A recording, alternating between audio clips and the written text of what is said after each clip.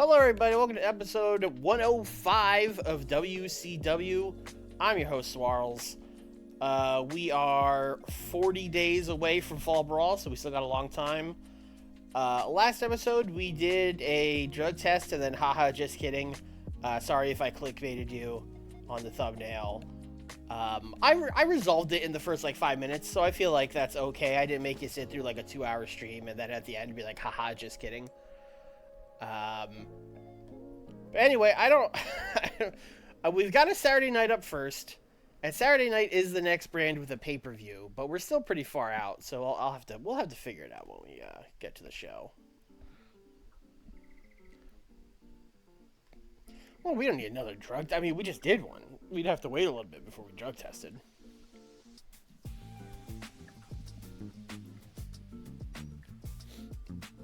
No, please don't unsubscribe. I apologized for the bait and switch.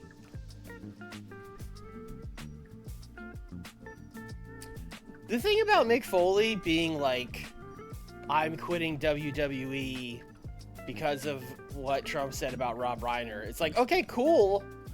Weird line in the sand.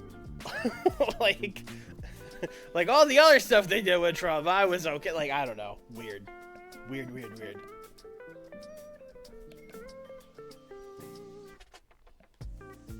Ah, right, we signed heel luchadors. Violencia, you are a heel. Hoovy, you're going to Smoky Mountain. Have fun, Jim. Alright. Violencia, please go to Super Viernes. Gracias.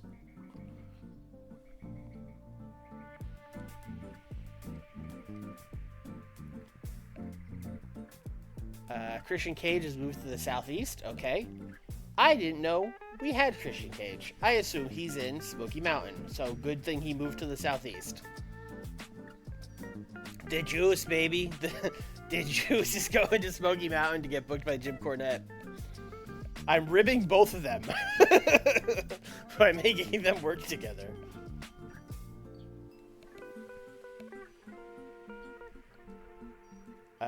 Jun Akiyama has moved to the southeast as well, and we did... Oh, look at all those people we did for a house show. Wow, 15. Boy, what a difference it makes when you run New England instead of, British Columbia.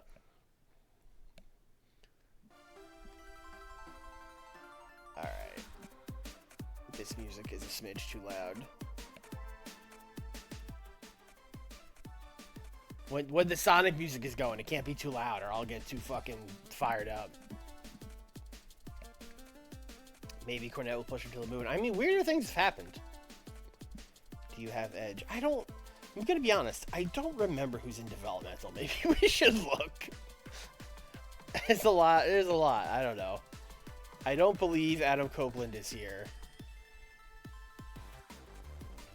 Who is Chip Minton?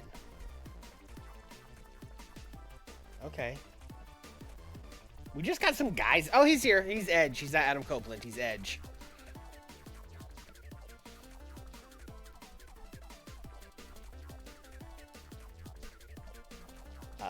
Just a real group of guys and gals down here. You got Yoshio Takayama and you got fucking Ahmed Johnson working in the same company. Sure. Fuck it.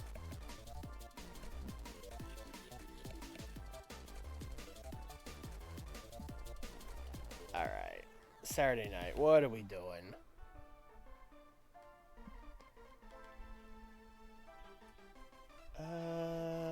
Tri-State. Haven't been there since July. Although we haven't been to Great Lakes since farther, so we'll do there. Last time we went to Michigan. 21,000 for a Nitro is so crazy.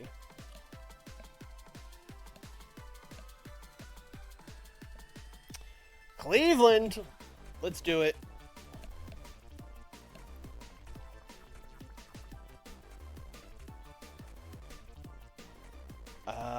I mean, 40 days, so let's just load up on character ideas.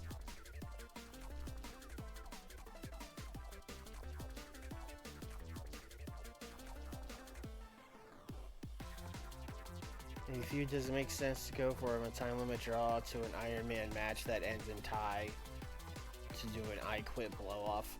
I mean, I guess the thing with the Iron Man draw is it's like established in like every Iron Man match I've ever seen that ends tied at the end of regulation goes into sudden death, so you're gonna have to come up with some bullshit out of that. Oh, safe bet. Big gamble, okay. You know, how about a gimmick idea? I think we have literally 0. Or maybe that's in TNA where we have literally 0, but maybe there's some gimmick ideas. A likely... Alright, not the best meeting.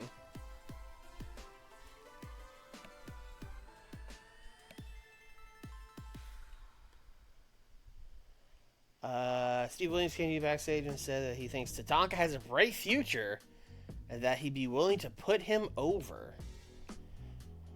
Oh, I hate when I get these that are babyface, or heel, because these guys are both faces. Otherwise, I would just be like, okay, great, I guess Tatanka's the next U.S. champion, but I can't really even do that.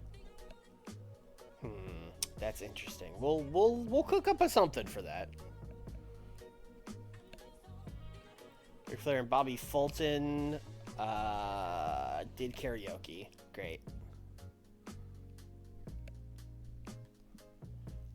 Bobby Heenan and Richard Morton were getting on well backstage. Hell yeah. Richard Morton's got an angle idea. I'm sure we'll use that. Tenryu has been passing on booking tips to Jun Akiyama. I mean, that's cool. I wish you would give him, like, anything else. I don't care about Jun Akiyama's booking skill. But, thank you, Tenryu.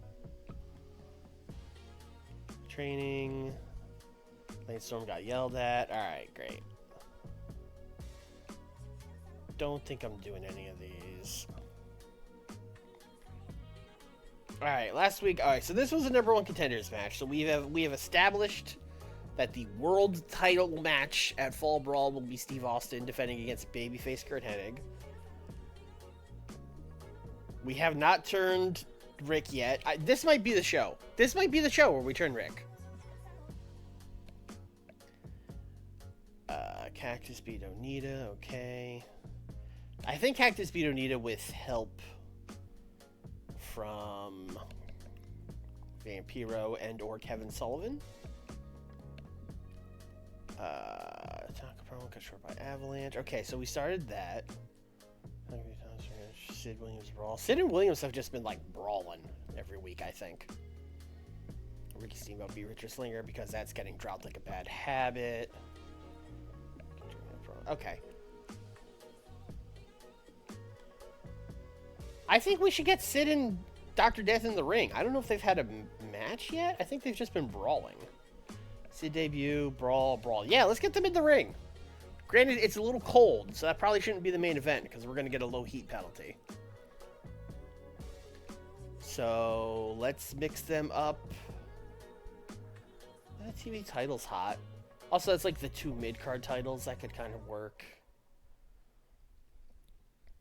We could do... Although Sid teaming with the Horseman is kind of weird.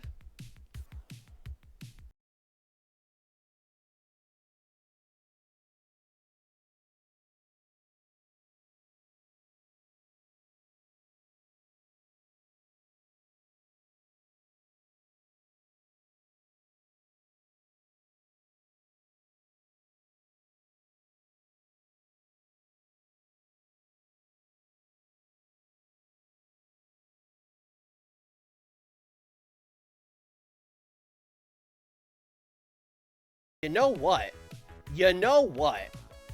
Gary Albright's been here this whole time, doing nothing. Get him in there with Dr. Death to take on Sid and Sid's friend, Dan Spivey?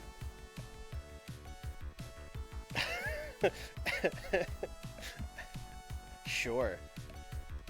This is a fun match because it's like the guy teaming with their like Walmart version. So like that's kind of what we got here in these teams. I think it's fun though. If I remember correctly, Gary Albright is like super cooked physically. Yeah, he's quite banged up. Okay, because I was thinking about doing this as a wild brawl, but maybe we won't do that. Oh, Spivey, that's like the one thing he's good at too. Oh, Sid just can't do anything. So I guess in that case, it doesn't matter if he's in a wild brawl or if it's just a match.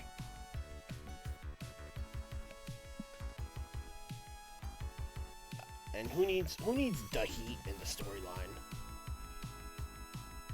They're both neutral. All right, so Sid should pin Gary Albright. I think that kind of just... That means Sid's going to try to get Gary Albright up for the powerbomb. Let's go. Oh, I can't wait.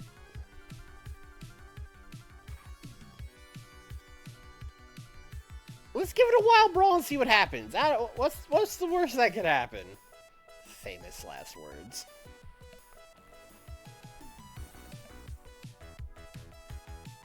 And, you know what? No, I was going to have Sid do, like, belt motion afterwards. That'll probably bring the heat down. Unless this match sucks, which it could, because there's Gary Albright and Dan Spivey in it. But we'll see. Alright, we are going to do a big old promo with Steve and Kurt Hennig.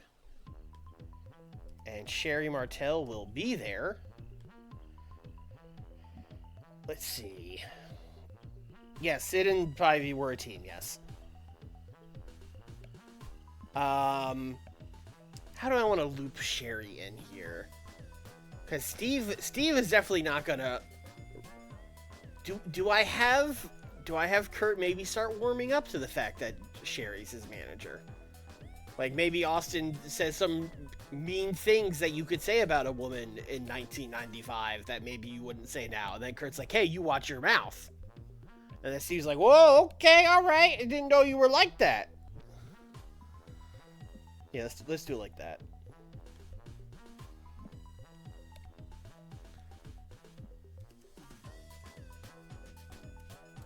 Austin Hennig promo. Austin rags on Sherry. Kurt tells him to cut it out. He's going Joey Gladstone mode on him. Kurt Hennig woke warrior, that's right. That'll be very popular in 1995. All right, we gotta start weaving this shit together. Because we gotta loop the Catch Club and the Horsemen in to make this.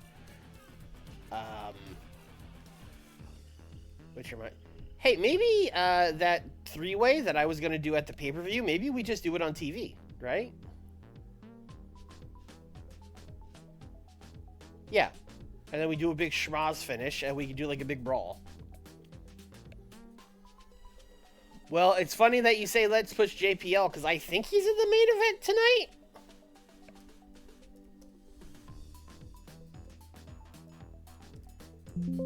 I think we're doing a triple threat TV title match main event. The television title actually being defended on television. So we'll do Jean-Paul Levesque. And what are the actual storylines? I don't remember. Oh no, we were going to do a four-way, not just a triple threat, right? It was going to be all of Catch Club. Am I right? Yeah, we were going to do all of them. John Paul, Dan, Ken, Takada. What a match!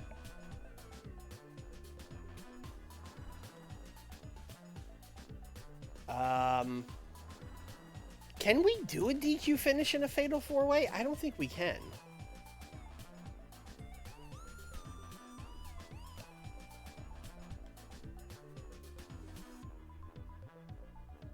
Oh, there are disqualification finishes in 4-Ways.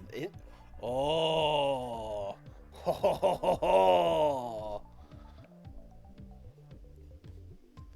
we can really shit things up. Although I will say, Paul is at the point pop-wise where he could probably just pin... Well, actually, these guys are pretty over. Although he could probably pin Shamrock. I don't know about Takada. Yeah, he could probably pin Shamrock. Let's do Jean-Paul Levesque pinning Ken Shamrock.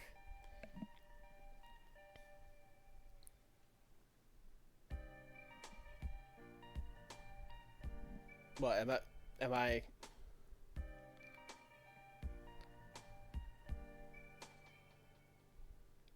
Listen, I'm just telling you what it says. Normally you cannot do DQs in a 4-way, but it said, you saw it. It said I could do it. I'm not doing it, but it said I could do it. And let's do interference on Ken Shamrock by, I don't know, Tenryu. He's in the 4 Horsemen.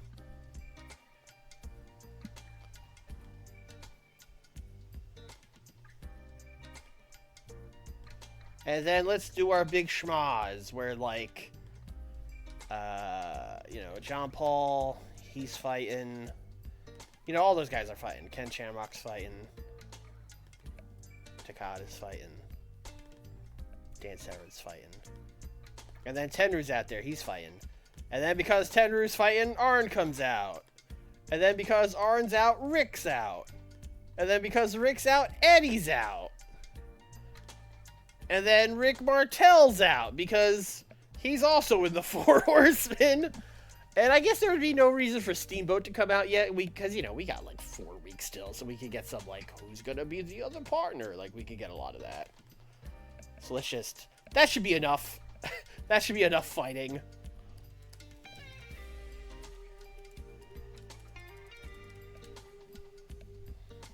This is how I booked my toys.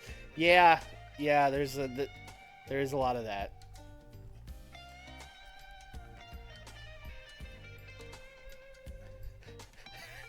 That's also what Tony Khan says after he books a segment.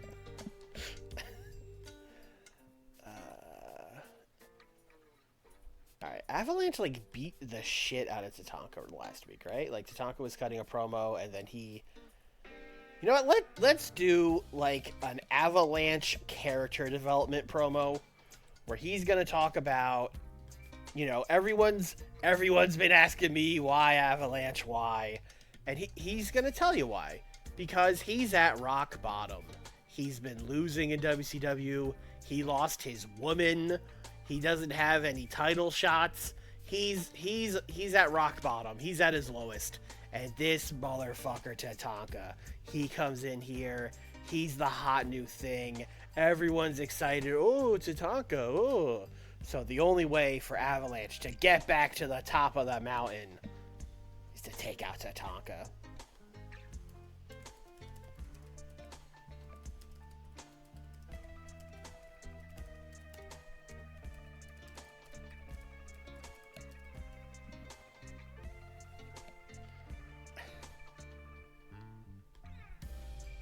Is he gonna cook? I don't know. Do we have angle ideas? Well, we have some.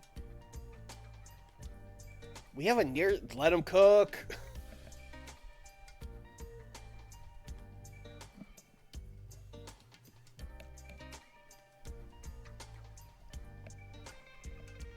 Oh yeah, we should do the turn. We should do this. We should do the Rick Steiner turn. All right.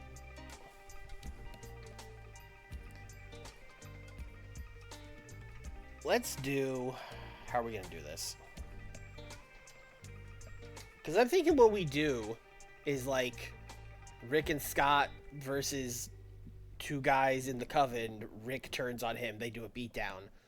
But I guess I don't really want to do that as a match. I don't want Scott to lose. So we'll just do it as an angle, I suppose.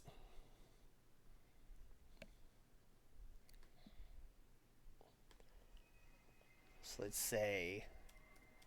Steiners versus Coven match never happens as Rick Turns heel on Scott.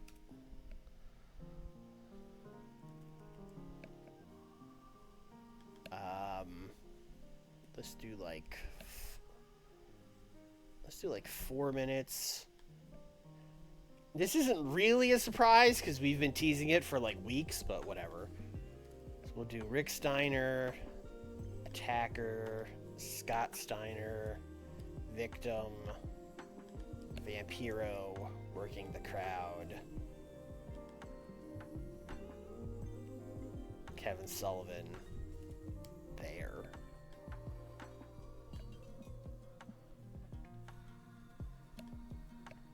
Yeah, we gave him a new gimmick, right?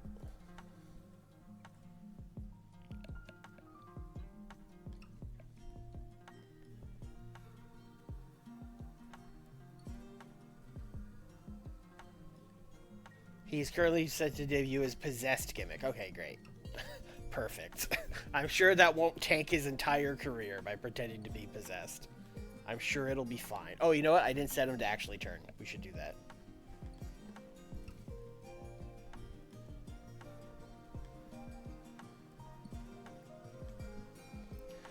R.L. Steiner, fuck. Oh no. Oh no, that's kind of good. Fuck. Alright.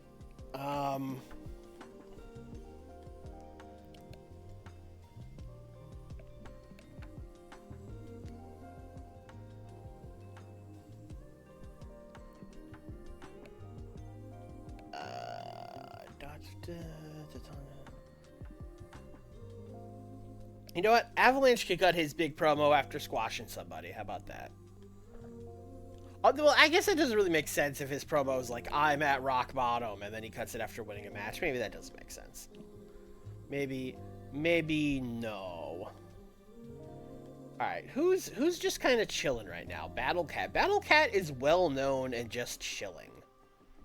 We should work on that. Especially because we have an opening.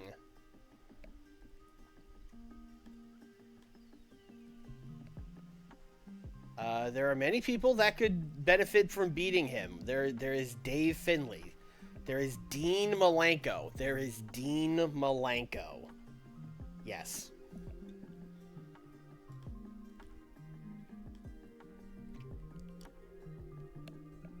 Is there anyone else recognizable here that he could...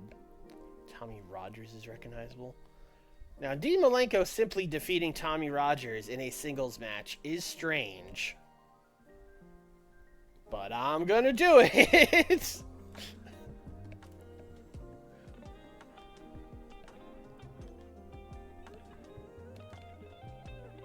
Listen, after he puts Dean Malenko over, maybe he can go to Super Viernes. We got things for him to do now. Oh, Tommy Rogers is furious? That's crazy.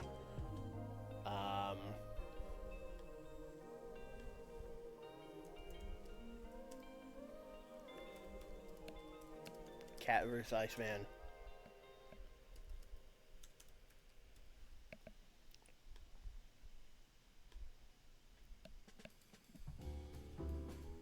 And then we are going to do Battle Cat, who is, you know what, Al Perez right on top. I don't think you've been booked in ages. Why don't we do Battle Cat versus Al Perez, which is something we've probably booked before. Oh, we've booked it 2 times. Although I will say they were both in 1994, so we could probably book it again. But also, like, we could just book a different match. That's fine. How about George South? He's probably beaten all the jobbers. He's only beaten George South once, so George South it is. And as he beats George South, I'm going to put Dean Malenko at ringside. Coldly watching this match. Expressionless Dean Malenko watching the Battle Cat get a victory over George South.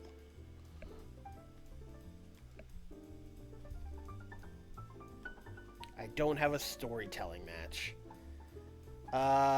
See, now the problem is I booked a storytelling match, but I made it a segment.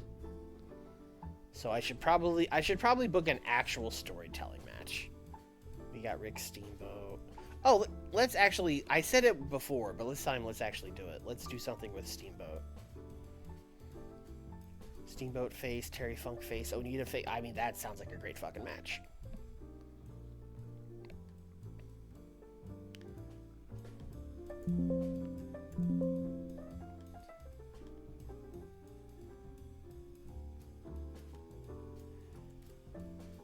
Ricky Steamboat teaming with Terry Funk and Onita to take on Richard Slinger. Who was Richard Slinger teaming with? It was Bull Payne, right? And Cactus. What a match.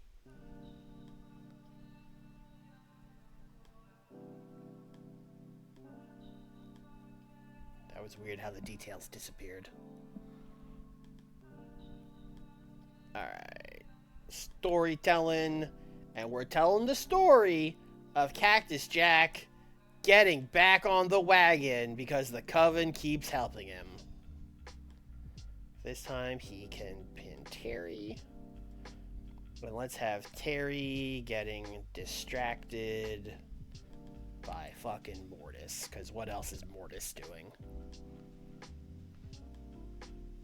Bing bong. We are good on percentages. It is just Tommy Rogers being mad. That's fine.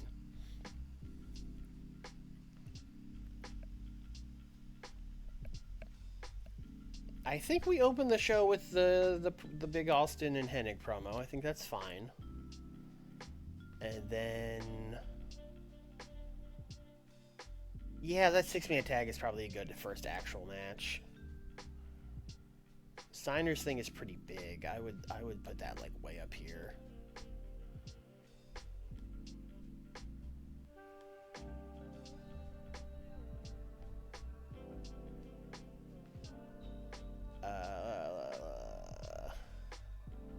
Let's move one of these squashes up actually after the Wild Brawl. So there's a little bit of cooldown between that and the main event. I actually don't know how well this is going to do because this 4-way match, like, I don't know, it should be good. It's like a big TV, it's a big TV title match, but like these 4 guys, I don't know. I could see that getting like an 82 and me being mad about it, but I could also see it getting like a 94. I'll guess low on this show. I'll guess like 87.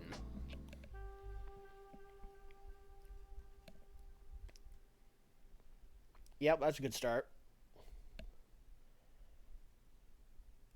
Everyone, a lot of green notes here. Everyone did a good job. 75. That is a perfectly good undercard match. Especially since it was storytelling. Steamboat hard carried, but you know what? That's fine. He'll be moving into the real match at the pay-per-view, so that's fine. A 72 for Tommy Rogers and Dean Malenko. They had good chemistry. How about that? And Dean Malenko got a higher rating while being much less over. Right guy won. Stay mad, Tommy Rogers. Oh, Avalanche's gimmick is getting stale. Well, that's actually perfect, because he kind of is changing his gimmick.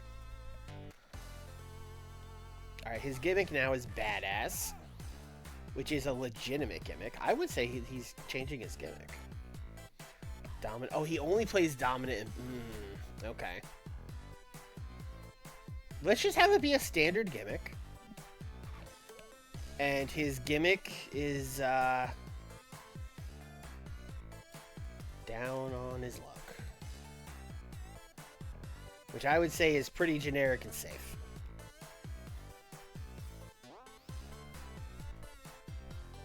Let's give him a safe bet. Why not?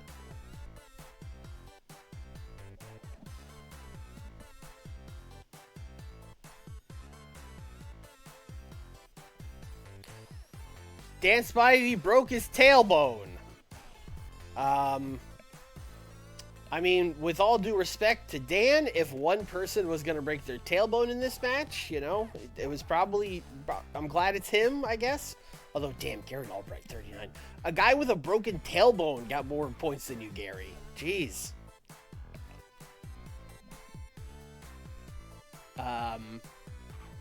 It's crazy that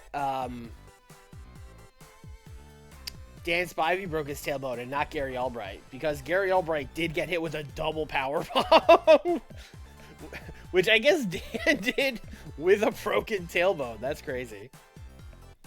Also, double powerbomb. I assume that brought that in from their tag team. That's cool. We gave Gary time off. I think Gary should get permanent time off. I think it's time for Gary to go bye-bye. Yes, thank you, George. Hey, George, get back out there. You gotta lose to Battle Cat. And Dean Malenko has to watch intently.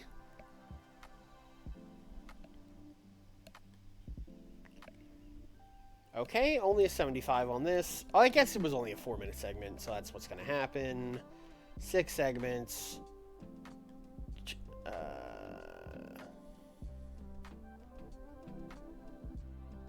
Oh, no, I wouldn't. Alright, yes, turn him. Let's see. Not suitable to use by face, which he's not, blah, blah, blah. It's very good. It's very good! Wow! And losses do not damage popularity as much as usual. Well, that's great, because he's going to be losing to Scott pretty often. Look, you can't be mad at Rick. Rick's, you know, he's possessed or whatever. It's not his fault. He can't control it. 82. This is what I was afraid of. Oh, not enough selling. Yeah, you know what? Yeah, there probably wasn't. That's, you know what? Usually I would yell at the game about that, but yeah. John Paul Levesque, almost as good as Ken Shamrock. Very close. Both of them way below Dan Severn and Takada, but, you know.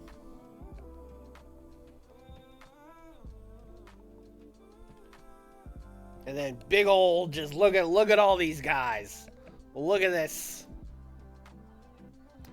You know what? I didn't actually save the possessed picture and add it to the picture pack, but I will. Someone, like, remind me on Discord later or tomorrow or something, and I will do it. 86 is... I said it 87, so that's close. I was worried about that main event, and the thing I was worried about happened, so... But, you know, we defended the TV title on TV for once, and we looped all the stories together, pretty much, except Steamboat. But looping in Steamboat should be as easy as the babyfaces going, we need a 5th guy, and then Ricky Steamboat's like, I, Ricky Steamboat, perpetual babyface and friend of everybody, will do it. And they'll go, okay, like, that should be fine.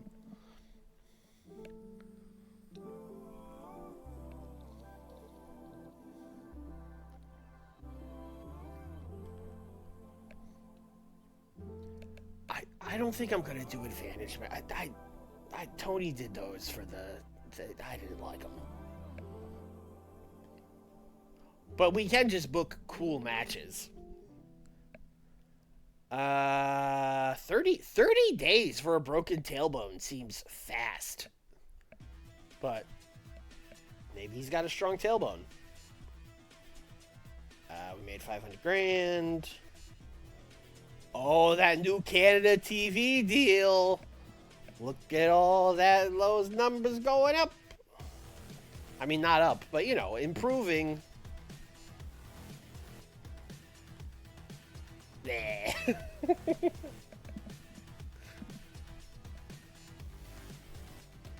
Yeah, but, I mean, we're not... Eating up TV time isn't really a problem. Because we have 3 brands and everything's so spread out, like, usually we have the opposite problem. Like, I gotta get shit on the show. Yes. I think it's time. He's been here a while. We gave him time off already. I think he's just cooked, quite frankly. I think Gary Albright. Can probably just go.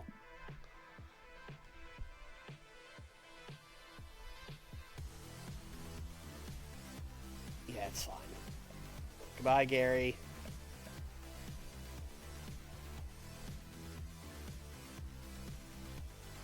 Anything else before we go to Super Viernes? Not really.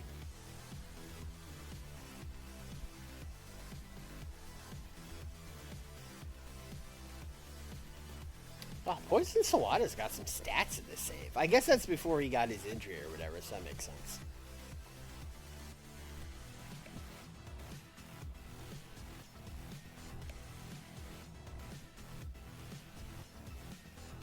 What we got here? Whoa! What's Battle Cat so mad about? I mean, Roddy Piper, sure. I've been beating him like a drum. In fact, we'll start with him. Except, goodbye, Roddy. What the fuck is Battle Cat so mad about?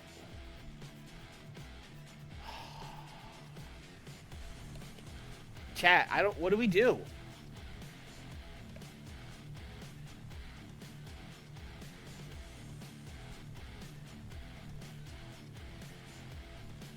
Also, like, why is he so mad?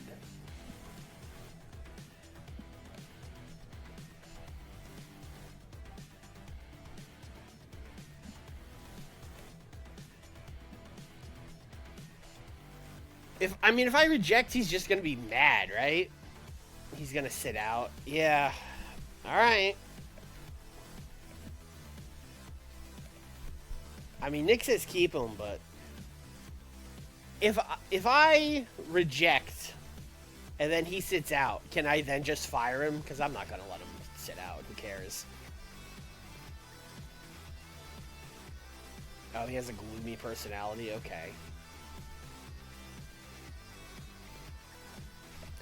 Damn, that's wild timing too, because I finally was just like, let's get him back on TV. Let's start a feud with Dean Malenko. I guess he saw how that feud with Dean Malenko was gonna go and was like, I'm out of here. All right, we're gonna reject it. It doesn't say he's sitting out.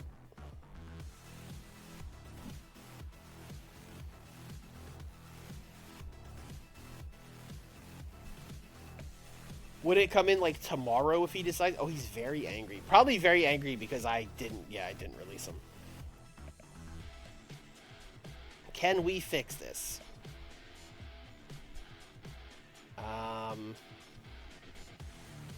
Probably not. We probably can't fix this, which I think means he loses to Dean Malenko on the next Saturday taping. And he'll probably request his release again, and that time we'll give it to him. I mean, we could throw him some money, but he's very angry, so I don't know. $100,000. Okay, that got him to angry. He's mad he had to wrestle George South. No, I've been bamboozled.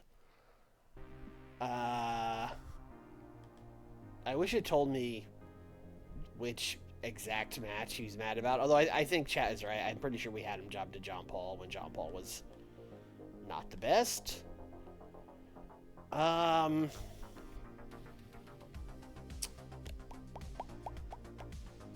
does he have left on this contract? Oh, 97. He's got some time left.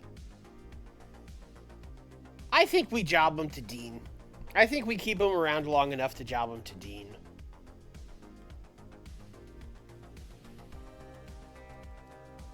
And then we let him go. Hey, he's normal. It's fine. It's fine. Nothing $175,000 couldn't fix. He's fine. Everything's fine. Alright, Super Viernes. Here we go. Back in Mexico City. Or are we? What are we gonna draw? You know what? I have to remember. Oh, this is down to 12. Okay, so there are in fact just like no venues the size we need in these other parts. That's a bummer. So we can really only run these 2 regions. All right, well, whatever. Arena Mexico. Why do anything crazy?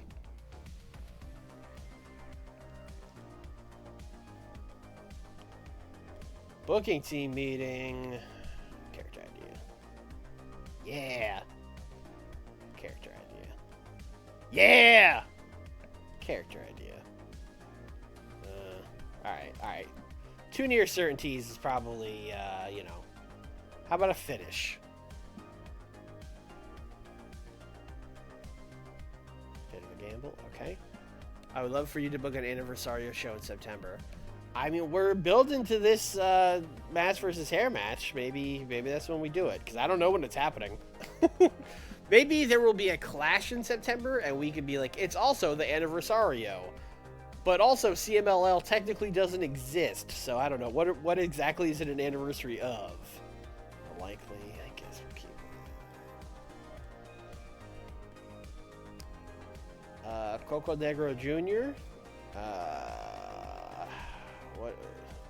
What are we doing?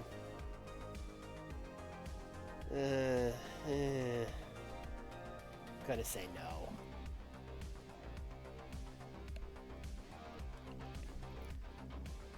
Mocho Kota just wants to hang out. No one knows you, so go away. Steamboat does some training. Bockwinkel has an angle. Bockwinkel came all the way down to Arena Mexico to give me an angle idea. Thanks, Bockwinkel. Jerry Estrada yelled at Lance Storm. Jimmy Viano did karaoke. Love Machine and Super Crazy had an argument. Okay, great. Alright, last week we did Pero and Dr. Wagner defeating Dandy and Kinect. We did a trios title match for no reason, bro. I guess we're just running Panther and Warrior back for the tags. Candido won a match, then Hayabusa cooked him. Oh. Has Macho Man said that he wants the mask?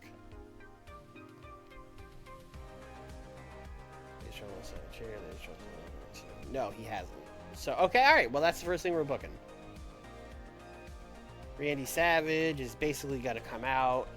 And, you know, ooh, yeah, Lasertron, I heard last week you said you want my hair. Ooh, but the Macho Man's hair is a pretty valuable asset. I don't just go giving that away to anybody. You'd probably have to give me something of value, too. Yeah, maybe your mask?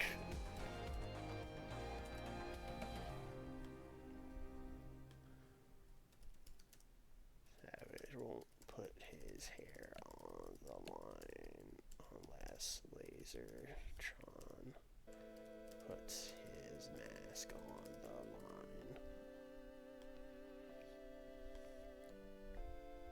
Oh, sick. I did the thing where I did actually add the person. There we go. Thank you for saving me from myself, video game.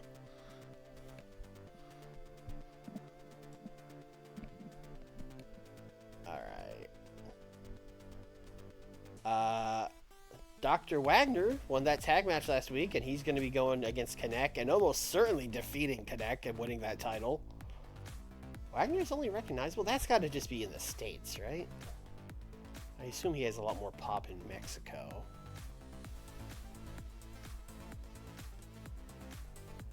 Yes. Although Kinect is like mega over, yes. In Mexico and the US, but I mean, he's just not good at this point in his career. So we really got to get this belt on Wagner. Dr. Wagner Jr. wants to be next CMLL heavyweight champ.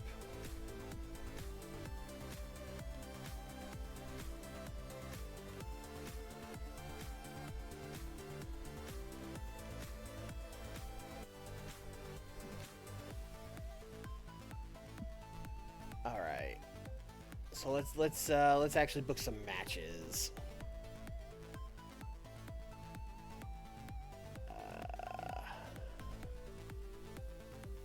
Okay, well,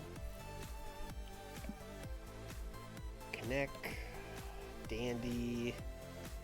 Dandy's just kind of been having. Oh, you know what? We should do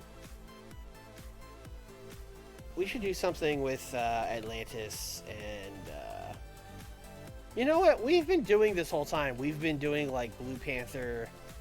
Have we just done like Blue Panther Atlantis singles match? Have we done that?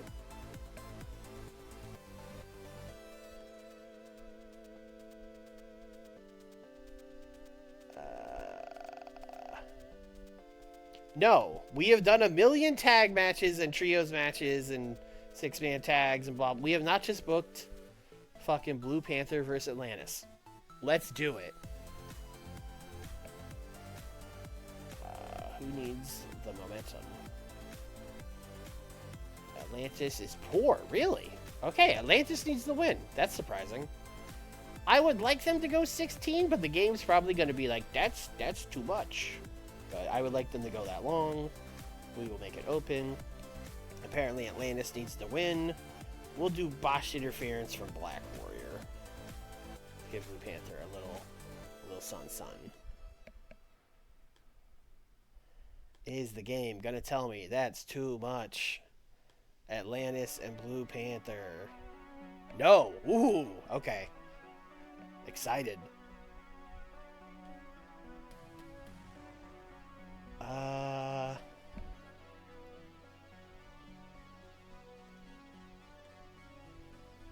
Alright, well, Hayabusa and Candido are like getting into a feud. And we will need our high spots or steal the show match. So let's do Hayabusa.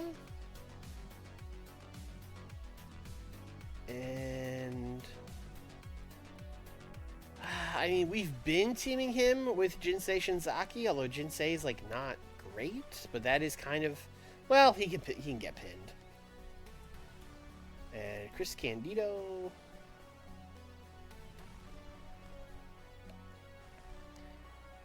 Will team with his good friend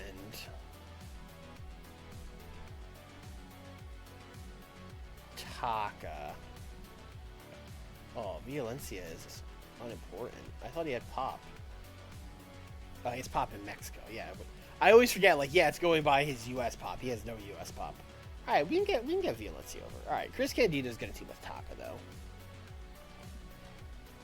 These guys are going to cook.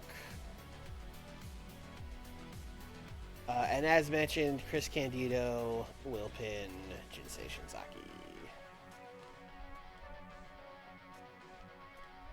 Okay, great. We need our Tech Master class. Which means we're almost certainly booking Negro Casas again. Macho maybe. I mean, Macho is almost certainly going to be part of the finals for the Champions Carnival. Unless we really decide, like, damn, like, let's give fucking, like, Blue Panther a big push or something. It's almost certainly going to be Savage.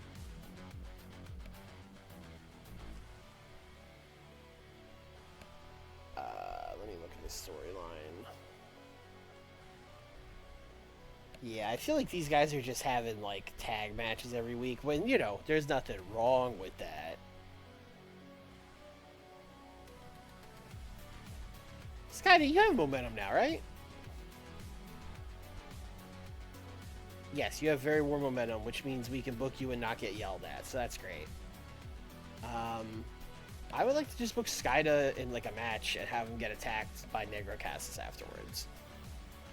So, oh yes, this guy too. Apollo Dantes is here now. Is this guy recognizable? No, also unimportant. I keep getting got by their U.S. popularity. Who is a heel with tech? Who is a heel with tech that's not booked already? El Dandy, but you're not going to beat El Dandy. Jr., MS1. I think MS1 is kind of what we're looking for here. Yeah, let's do MS1.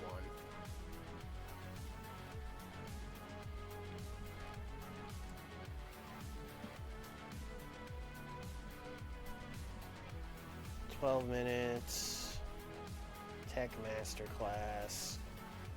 Your winner is Skida.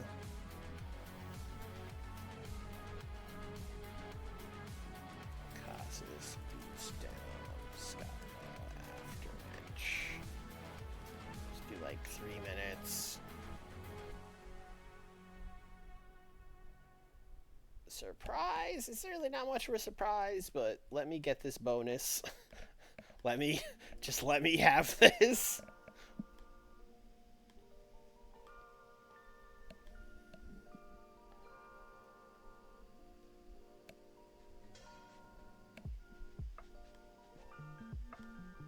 Skydi's been used too much on the show. Come on. Come on. Don't do this to me. Alright, now we're good. Just had to make that 10 minutes. 15 minutes of Skida, too much. 13 minutes of Skida, fine.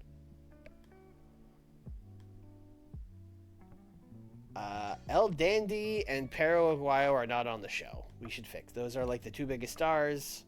They should be on the show.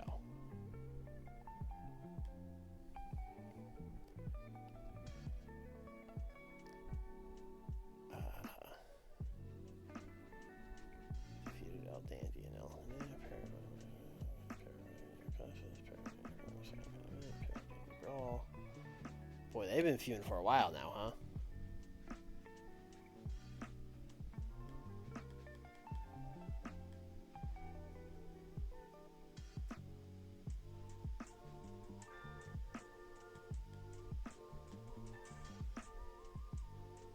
Okay, so they had their match and it was awesome, and I was like, we got to continue this. And they've just kind of been doing stuff. Well, Pero did win. Pero and Wagner did win. I don't know. A Pero promo will do well. So, Pero is just going to say he wants a rematch with El Dandy. Just fucking... Pero, you got this, brother. You're the man. Go talk for 6 minutes. Thinks he has earned a rematch with El Dandy. And then El Dandy will simply defeat somebody.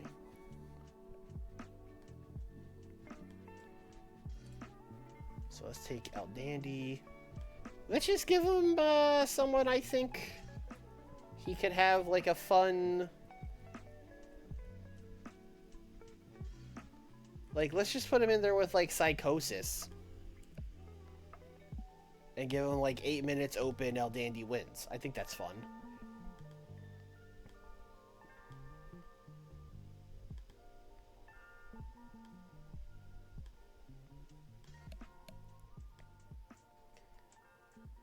You know what? You know what? CMLL Light Heavyweight title on the line. Why not? Actually, no, because he's cutting a promo about how he deserves title match. We can't just give a random title shot to Psychosis. No. Let's show some constraint. Let's show some constraint. One of the headhunters was hurt, I think, for a little bit. That might be... That's why I wasn't booking them for a while. He might be better now. I should probably check that. I don't think I've booked a tag match on this show. I've just... Oh, no, I have one tag match. But the point was I have too many singles matches on this Lucha Libre show. So let's book like a big old 6 or 8 man tag. Let's just get some guys on the card. Let's start with 4, but we can pare down to 3 if we want to. We have all the trios champs. We have a lot of people. We have a lot of people, especially baby faces. So maybe we look at heels first. Would the match make the light heavyweights belt prestigious? No. It's a 8-minute match between Psychosis and El Dandy.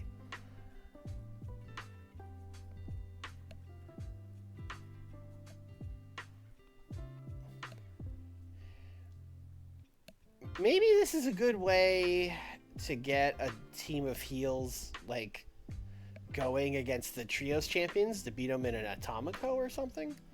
The problem is I don't really have any established heel factions. So we should, you know what? We should do that, other than the Villanos. But, I mean, we can't keep doing the Villanos going for the Trios titles. Unless... unless we did do that. Violencia, you just showed up, and you're like an evil luchador. Apollo Dantes, you just showed up. Who would you guys be in a faction with?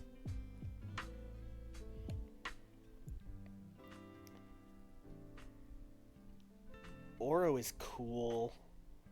Plata is hurt currently. Oro, Apollo Dantes, and Violencia? New trio? I don't know.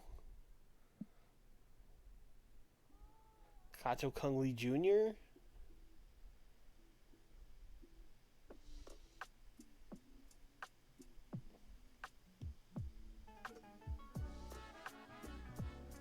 Oh, maybe I could team that with Negro Casas. Maybe they could show up with Negro Casas and beat up Skida. And we could be like, who are these new guys?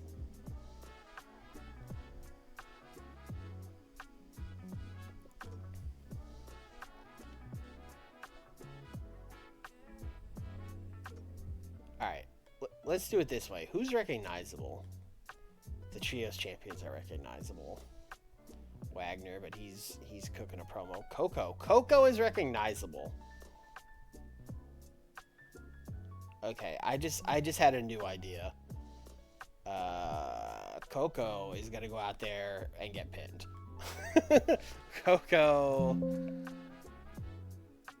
is about to go Roddy Piper mode. Alright, Coco Beware teaming with his good friends.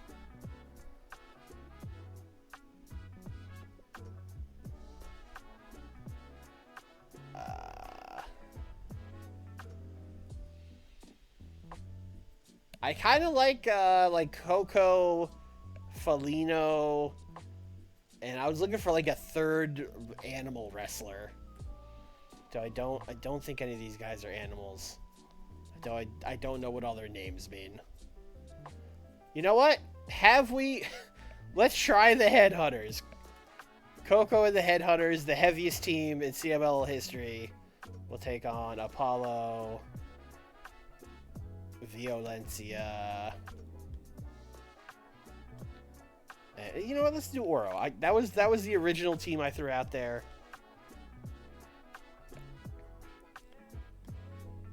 Let's give Apollo the victory over Coco Beware.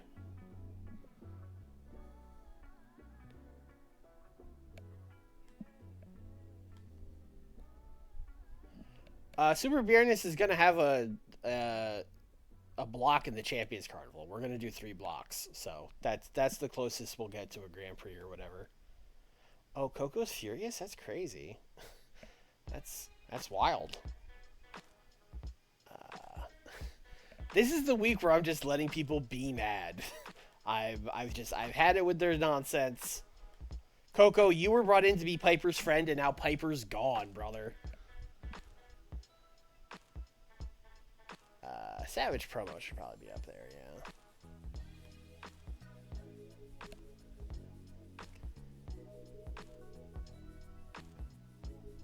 I'm gonna switch this with the El Dandy match, I think.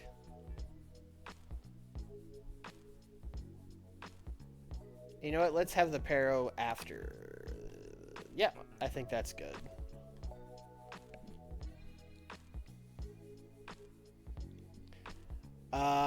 I never know what these shows are. Like, I think Blue Panther and Atlantis is an also main event, but I don't know. The game might yell at me and be like, ooh, it wasn't 80 heat and no one's over. Ooh. I don't know. 80. I will, you know what? Let's stick to it. 87. Let me double check. This is just Coco, right? Yeah, it's just Coco. Okay, yeah. 87. Oh, a 78. Skyda's getting numbers, folks. We're getting there with Skida. That's working. Just having his weekly opening match tech masterclass. Crowd's getting into it. I don't know if I've ever seen a match Coco Beware won. In this save or real life? Because, like, in this save, I don't know either. In real life, yeah, I've seen him, you know. I saw him win some matches, you know. I watched the, you know, I saw him squash people on TV back in the day, you know. Him and Owen Hart, High Energy. You guys remember High Energy? I barely remember High Energy. I was like 3.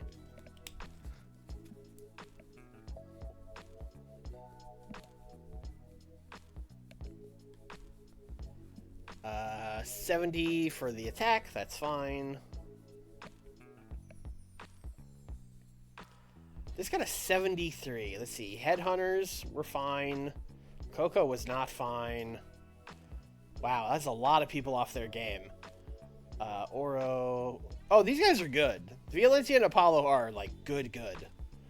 Apollo's classic Rudo gimmick was great, and Violencia's luchador gimmick was awful. I mean, that is just basically no gimmick, so I get it.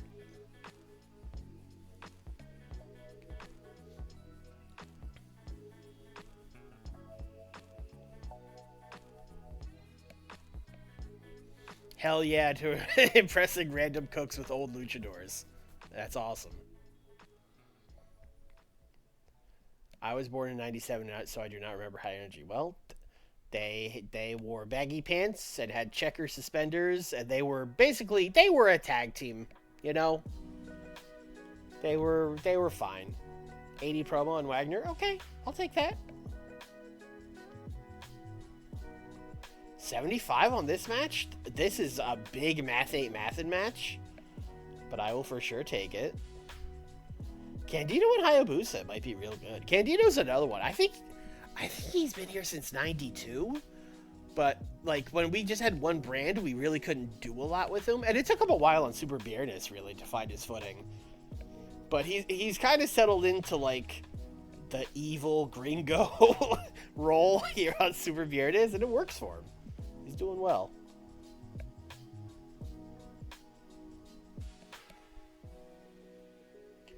No, they weren't the Outrunners. They were not as like over the top. They were kind of like the Rockers but shitty.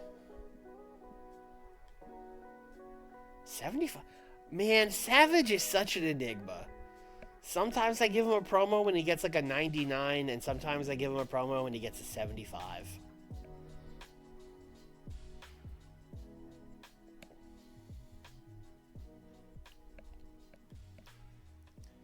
$80 for El Dandy versus Psychosis. Okay, that probably would have actually increased it. Okay, whatever. That's fine. It's fine.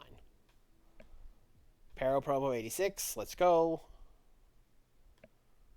Oh, hell yeah. This match rocked. We got an 89 for Blue Panther and Atlantis. With, like, no funny business. Just 80s across the board. Good match. Crowd was into it. Advanced the storyline, bro. Good shit. 87. That is exactly what I guessed. We'll take it. An 87 for Super Viernes is actually, like, quite good. That's... Usually Super Viernes gets, like, an 82.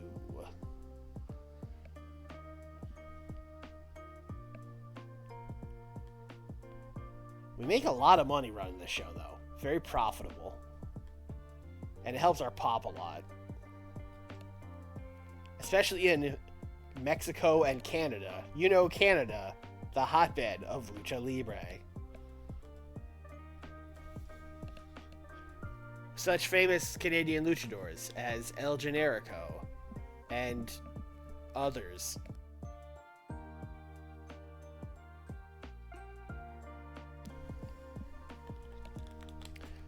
No, I'm gonna add a rule to the chat that's like absolutely no buying companies.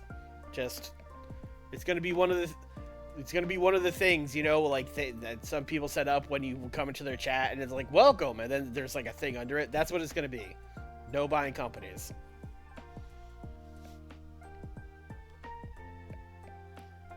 Uh, 4.3 million people for Super Viernes. Okay.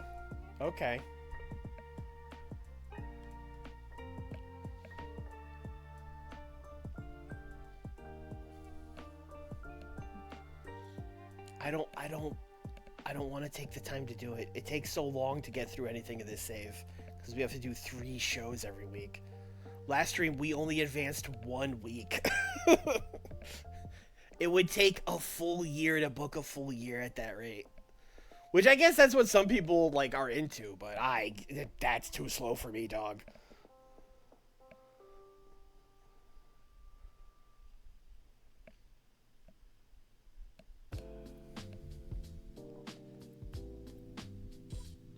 Arn Anderson is toned.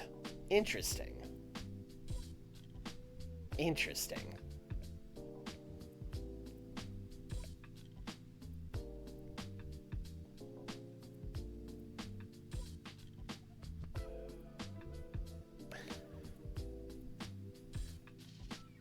No, I'm not buying. Stop. Stop predicting if I'll buy a company. House show in the Northwest. That's 2,800 in the Northwest. Okay. All right. 3 points. Wow, we get like 1 million more people for Super Viernes. Suck it, Saturday night. Fucking B show.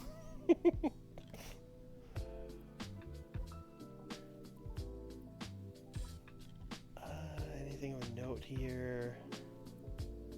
Not really.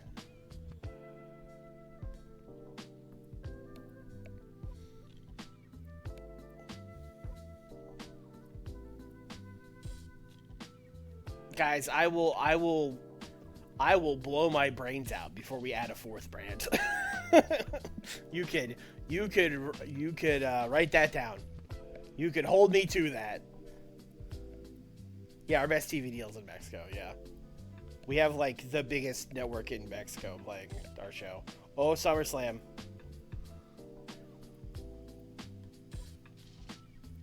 Hulk Hogan defeated the $1 Million Man in the main event of SummerSlam in 1995.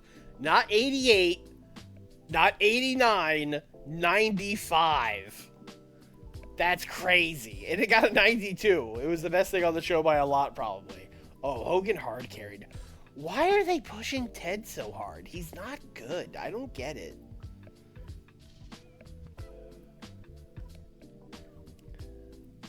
Brett and The Undertaker beat Shawn Michaels and Jake the Snake, sure. Big Ball Man beat Big Bulldog. Mountie beat Hacksaw for the Intercontinental title. Ultimate Warrior beat Johnny Polo. Oh my god! Holy shit! Texas Tornado beat Crush, Conan. Yeah, this is super weird because this is a 1992 WWF show plopped into 1995. It feels very strange. None of these people should be here. They should be Mabel and Diesel and the fucking Head Shrinkers. But actually, we're Head Shrinkers. No, it wouldn't have been the Head Shrinkers. It would have been like Making a Difference Fatu. Where the hell is Making a Difference Fatu? Wait, when did we lose Raven? A while ago.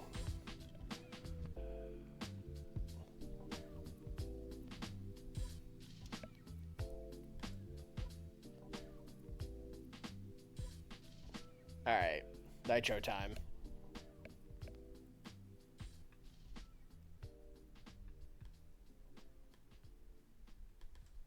Where haven't we been in a while? Mid-Atlantic. Wow, that's weird.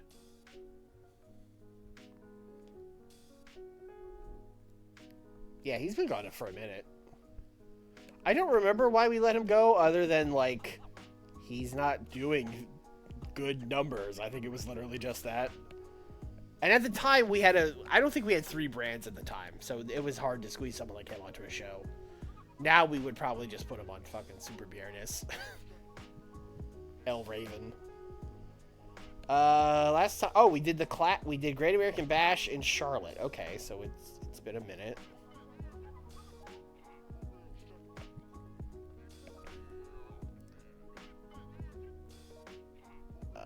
Let's go to the Capitol Center. Raven and Warrior, 2 ex-WCW guys, that's right. Alright, keep giving me character ideas. Likely. Oh. Character idea, bit of gamble, okay. Alright, we got enough for 3 finishes. Near certainty for Rick Rude, nice. Big gamble, not nice. Okay, that wasn't a great meeting. That was, it was okay. It was an okay meeting.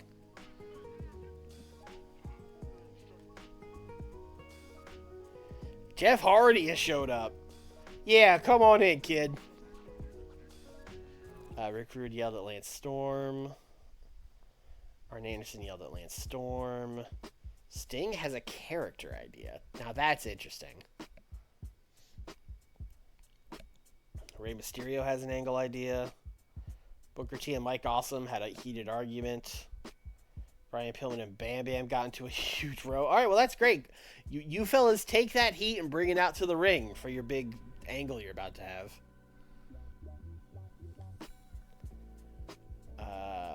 Marty ribbed Jim Ross. Jericho ribbed the entire locker room. Training. All right, great. All right, we are on like the off cycle for Nitro, just like most of our roster is on the off cycle from the steroids they're doing. But the point is, we don't have the next pay-per-view for Nitro is Halloween Havoc at the end of October, and it's the end of August. So we got time. We got all kinds of time. So what do we do until Halloween Havoc?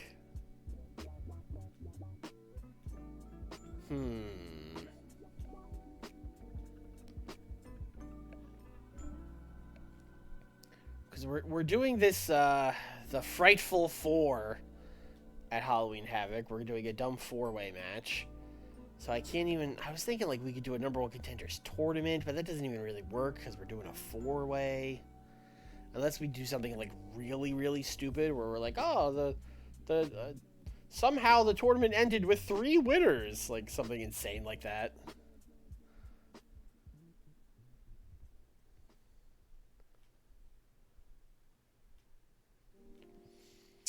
Oh, we fired Tessa? Sounds like we were in the right. I think history looks upon that fondly, I think. I mean, qualifying for matches for the 4-way doesn't take 2 months. That takes like a show, maybe 2. 3 4-ways. Okay. Because we have to introduce the concept of the 4-way. Although we just did one on Saturday. So I guess we're doing that thing of like, hey, we got this new match. Let's do it 1,000,000 times. That happens in wrestling sometimes. You know what? I don't hate that, and we should write down what the 4-ways are, because I'll forget, and we'll like have the same people in them over and over again.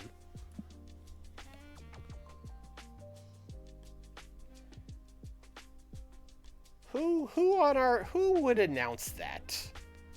That's something Eric Bischoff would have done before we let Eric leave. So now, you know what? The easiest way to do this is just look at who are the commentators on this show. And then use the commentator that's not on commentary.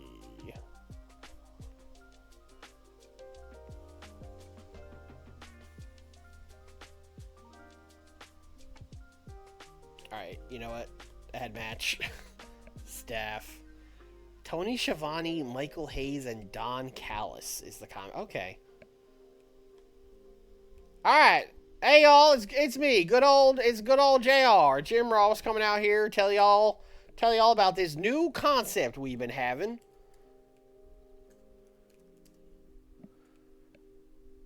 Y'all know that at Fall Brawl, we're gonna be having Steve Austin taking on Kurt Hennig for that WCW title. But after that, it'll be Halloween Havoc. We're introducing the Frightful Four. That's a match. You may have seen it on Saturday night where 4 guys are in the ring and there's one follow finish. We think it's a great new concept here at WCW. We like it so much that to decide the 3 challengers who are going to take on the champion at Halloween Havoc, we're going to have 3 other 4-way matches. This is gonna tank, but whatever. Chat, is this something where, like, cutting a promo would do better than character development? I don't know. You know what? Austin should be pissed. That's a great point. And that's a great way to sneakily make this not get a 50. That's a good point. Thank you, browsing on incognito. Also, brother, you don't gotta go incognito into the chat. You know, it's cool. We're not gonna tell anybody.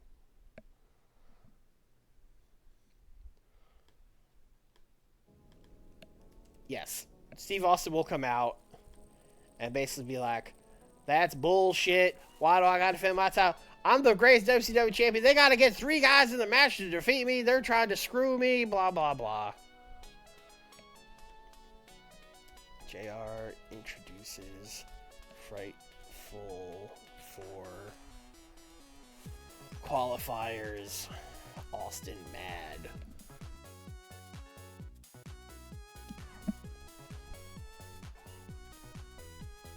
Alright, let's get this notepad out. So the Frightful 4, the guys qualifying are Rude, Kobashi, Jumbo, right? So that's bam, bam, bam. Alright. I think Owen and Regal would both be trying to qualify and would be in a match. That makes sense. So I feel like, let's see, would they? I feel like Kobashi's probably the best guy to go put them in. Also, honestly, the same thing probably with Bam Bam and Pillman. Do I want them with Jumbo or Rude? Actually, you know what? They're all heels, I just realized. Wait, no, Jumbo's a face. Jumbo's a face. Versus Pillman. Versus Bam Bam. We could do some storytelling shenanigans there. I mean, well, Sting is not. I mean, Vader is obviously going to be going for the Triple Crown when it happens, but I guess he would technically be in. No, you know what? He's been a losing loser. That's been the story. He doesn't need to be in it. I mean, Gordy and Dustin also feuding. So versus Gordy versus Dustin. And then we add 3 random guys to make it 4-way. Great. I think Ron goes into the Gordy and Dustin match. Right? Ron's got a long history with Dustin. Kobashi versus Owen versus Regal versus someone. Then Jumbo versus Pillman versus Bam Bam versus someone. Who's left on this brand?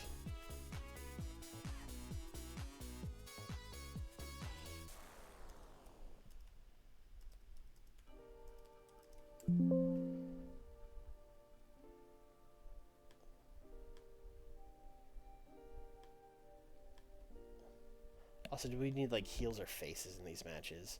Face, heel, face, heel, heel. It doesn't really matter. Is there anyone that I'm like super obviously forgetting? I'm not adding any of the champions. I guess Sabu. Like, we're sending him after the Cruiserweight title, but he should technically be in this, I suppose. And then... Oh, Mike... Either... I would say it's Mike Awesome... Oh, Kawada and Taue, but they're both going for the tag titles, so they wouldn't really be in this. Who is more over between Jannetty and Awesome? Jannetty, pretty over... Awesome. We've used Jannetty as a cruiserweight. Although I guess it could just simply be both. We're looking for 2 more, right? So let's put Awesome in the one with Jumbo and well, that would just be all the Dangerous Alliance. But that's kind of fun. When else do you get to do that? Let's put him in there too. And then we'll do, I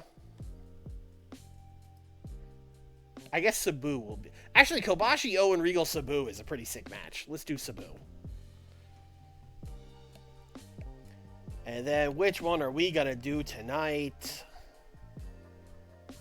Let's do... You know what? I just said that match was sick. Let's do it. Let's do Kobashi, Owen, Regal, Sabu.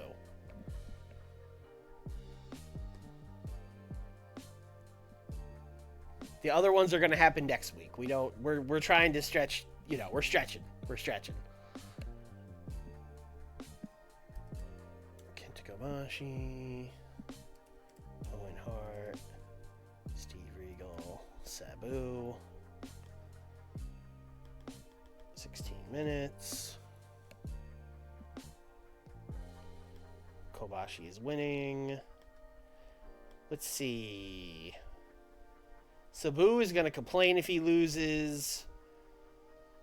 Owen is the heel. Steve... Yeah, let's say I'm pin Owen. We could have Regal... Regal can be involved somehow. Like, maybe Owen's about to cheat. Regal stops him, and that leads to Kobashi winning. Or something.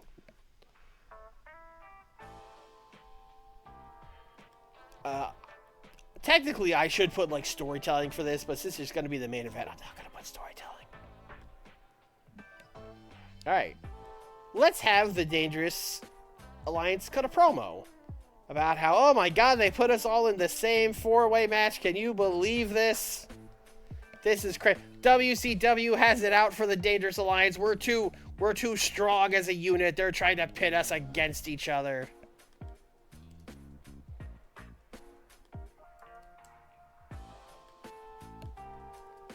Like, awesome. Simply there.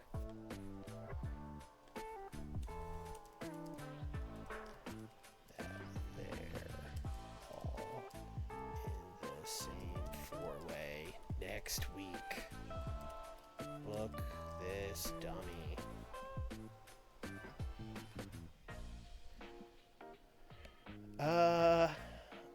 And I guess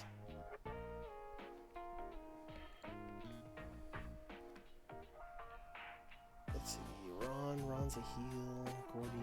Oh, Ron, Gordy, and Rude are all heels in that one, and Dustin is the only babyface. Well, you know what? We can do a six-man.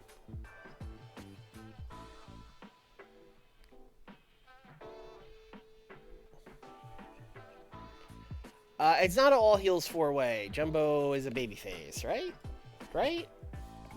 Jumbo's a babyface. Yeah. So it's Jumbo versus Pillman, Bam Bam, and Mike Awesome. Yeah, it'll be fine. And then to build up the other four-way, let's do a six-man tag.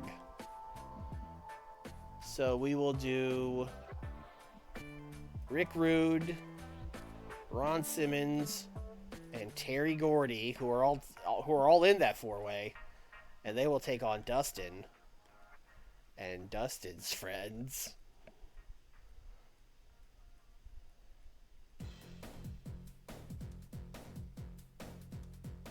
Dustin's friends, the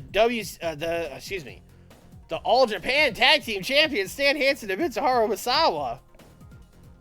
Now we're booking. Damn, this is probably really the main event, but whatever. Although this storyline won't be hot. In fact, I'm going to give them the storytelling match. That'll really keep it from being the main event. The only guys that are actually in a storyline in this match are Gordy and Dustin. And Dustin needs the heat. So I'm going to have Dustin pin Terry Gordy.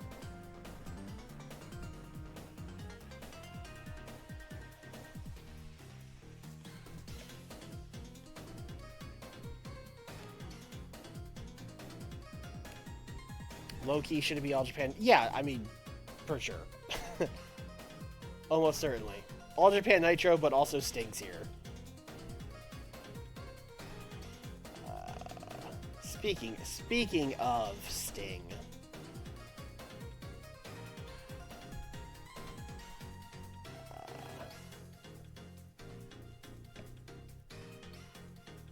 Triple Crown scene. That's what it is. I was looking for like Sting versus Vader. Why Vader? Why promo leads to brawl with Sting. Sting says Vader is proving that he's actually a coward. I guess these guys are just cutting promos on each other. At least for now. Because like I said, we've got like 2 months. So they don't really need to be in the ring yet. Let's have Vader squash somebody. Because he lost a lot. We need to get his momentum back up a little bit. Although I think his actual momentum is fine. You know what? I don't think we've booked a local in a while. Who's here? Okay, what? I don't know what we were cooking here. This can't be. Oh, okay. Although honestly, Chris Hamrick is probably the guy. Yeah, his selling might be really good. Chris Hamrick. Babyface.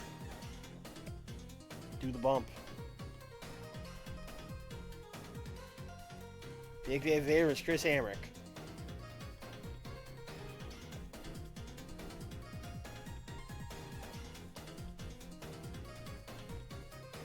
And then afterwards, Vader will cut a promo where he basically says, last week Sting called me a coward, but that's just like Sting to try and manipulate me like that. That's what he's been doing for this past year. He's been manipulating me and using me as his muscle. He never really cared about me. He just wanted to use me so he could win the Triple Crown. This is the Sting you don't all know. And Sting shouldn't let Vader say that shit about him, so he's gonna come out. They're gonna fight. This is now a 10-minute segment. That's fine. It'll do well. Sting. Sorry. Vader says Sting is a manipulator and not the person you see on TV. Fight happens.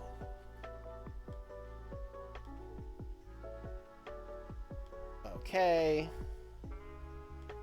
We've got like half an hour left. Jumbo not on the show. Jumbo promo.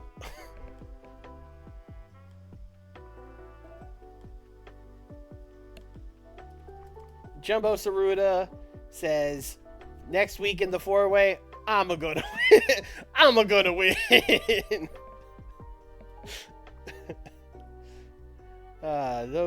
Those idiots in the Dangerous Alliance, they won't be able to stay on the same page. I know that deep down inside, they all hate each other. So that means I'm gonna win.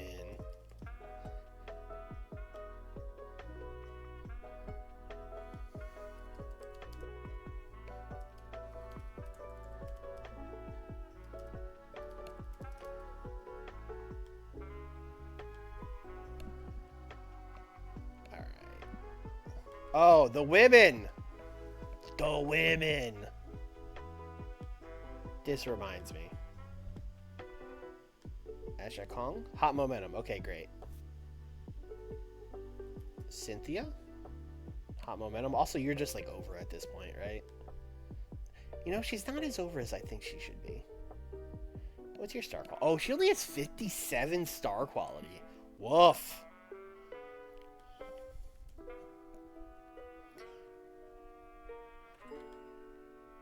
Oh, Manami? Oh, I've been giving the women. Okay. Sure. You know what? It's probably easier to just do this.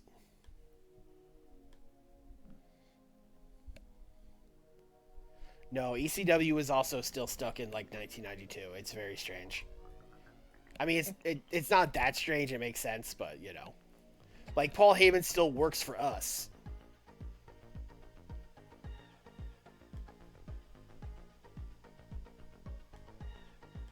Who else do I need to give momentum to? Kudo. Kudo has very warm. Damn, remember Wendy Richter? I don't think we've booked Wendy Richter in like a year. Oh, I remember I looked up how to say her name, and I've already forgotten. I remember it's nothing what it looks like. That's all I remember. We'll just say Daughter Hamada. Let's give her some creative ideas. It's like Social or something like that.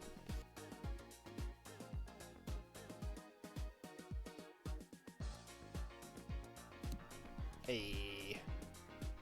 Warm. We can do better than warm. Hey. Very warm. Great. Okay, so we're just continuing Aja and Moreno. So we should probably just keep getting Aja. I mean, if we're giving all these women momentum, we might as well just take advantage of it and book the, like, tag matches I've always wanted to book.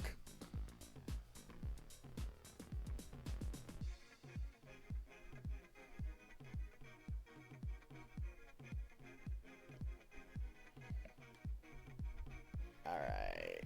Women. Let's go Moreno. You know what? Let's go Moreno, Apache, and Hamada. Let's go Team Mexico. And they'll take on Team Japan of Aja, Bull, and Toyota. Hell yeah, this match rocks. Let them cook. Let them cook.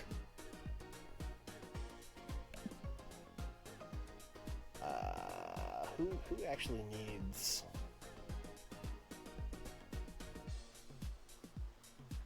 Good. Oh, they're both good. Okay. Well, since they're both good... I mean, Hamada should lose. She's the lowest person. Let's just have Aja and Hamada.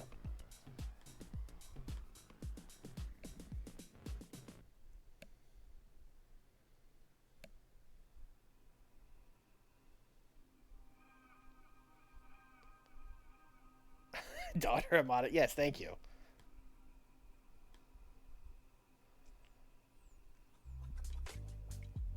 Oh, one more minute.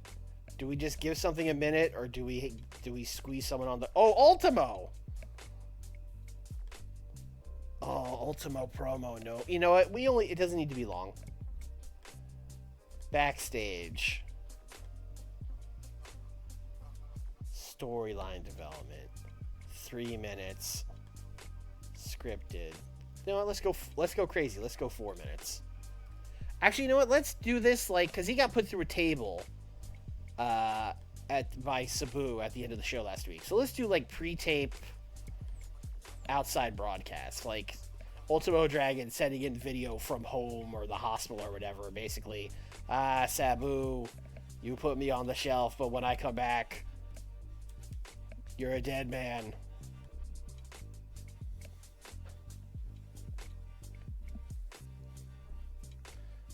Remember when Aja was in WWF for like 5 matches? Vaguely, yes. Ultimate pre-tape. He's not cleared, but once he is, Sabu is a dead man. Okay, and that's a Nitro. What are we opening the show with? Oh, we gotta open it with the JR. Okay, that's not great. And then let's do the Vader squash, and then this big Vader sting thing. That'll do well.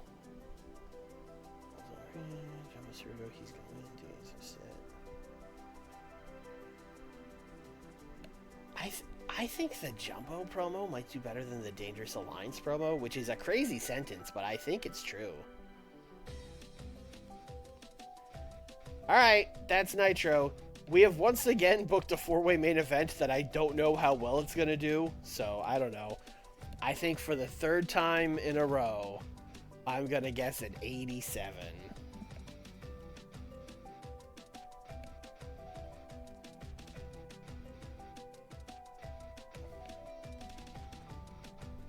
$78. Okay, so Jim brought this down quite a bit, but that's all right.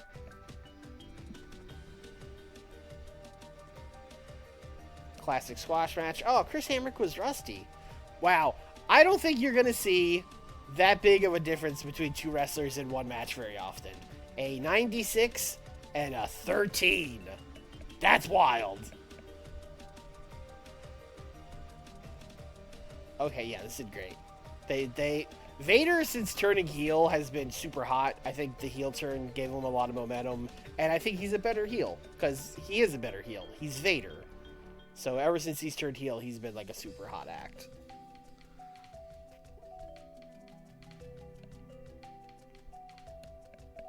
$76, that perfectly fine. I have found that if we pre-tape Ultimo and script him, it's fine. I think it's mostly carried by his overness, but hey, that's okay, you know?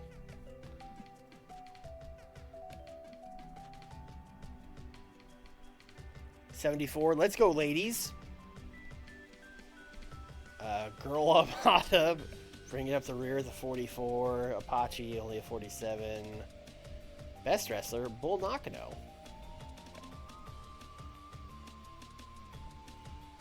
Toyota's gimmick is getting stale. Chat, what do you think Manami Toyota's gimmick is? Joshi Idol. You know what? She is mean now. She should have a different gimmick.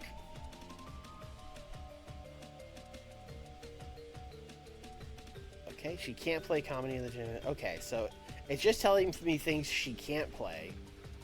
So I guess we'll stick with standard, because it doesn't seem like she's good at anything. She's mean now.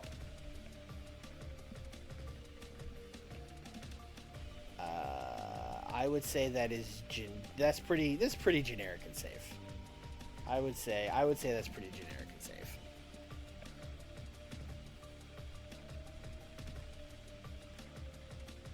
Likely? I don't trust a likely. I don't trust a likely at all. Back to the show. Dangerous Alliance, 88. Good. Good. Sowing the seeds of dissent. 86. I mean, considering I told them to tell a story, that's quite good. If I had let them cook, this would probably have been tremendous.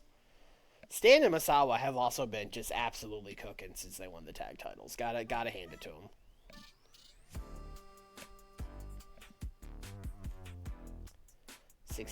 Oh, why did I think Jumbo would cook?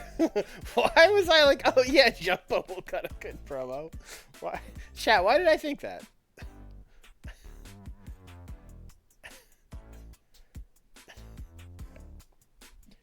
Yes, my gimmick idea names are very much just like, this is the thing they're doing.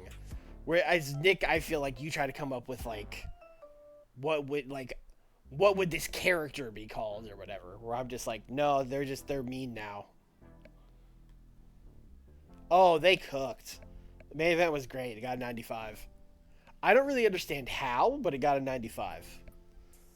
We'll super allow it. I guess the Owen and Regal thing is pretty hot. That probably helped a lot. Kobashi did the Orange Crush. That's how it got 95. People saw that move and were just like jumping out of their seats. They were like, hell yeah, brother. 96. I mean, this was by far the best show we've booked so far. Pretty far and away. Oh yeah, this is definitely a match that gets added to like a comp tape. Or I guess a DVD, whatever, like years after the fact. Like, hey, remember that one time on Nitro they booked Kobashi, Owen Hart, Regal, and Sabu in a four-way?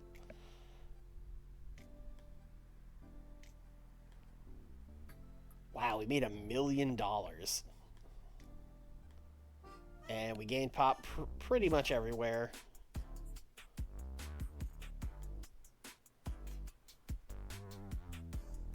Hello, Marty Asami.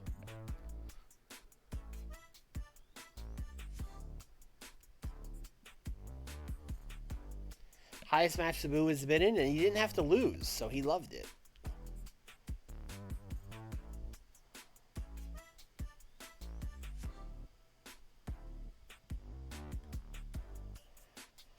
Sabu says daughter Hamada doesn't connect with the fans and we should write her off. And we got 3 points. Wow, Super Viernes is our top show by like a lot. That's actually surprising. I mean, not surprising, I guess, because as mentioned, the Mexico TV deal is fantastic, but it's a lot more.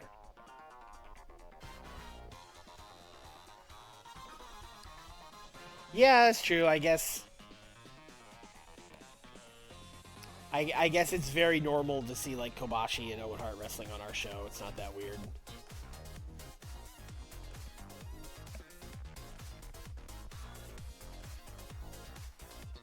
It's a very long daily load.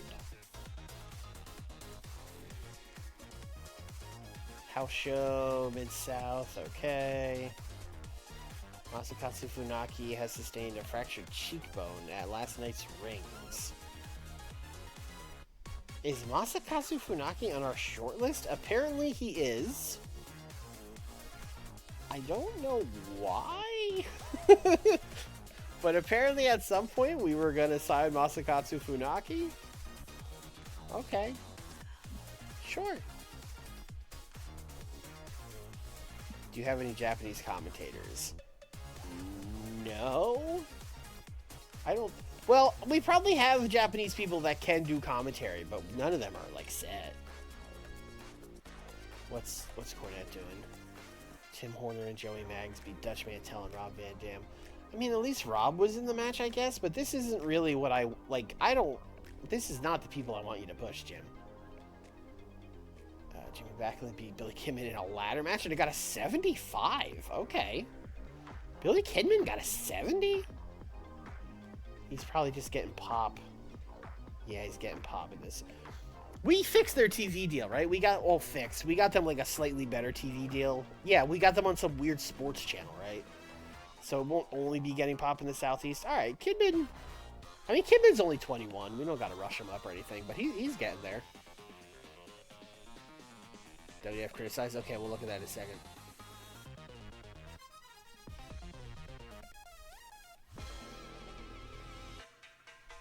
Pat Rose beat Paul Hogan.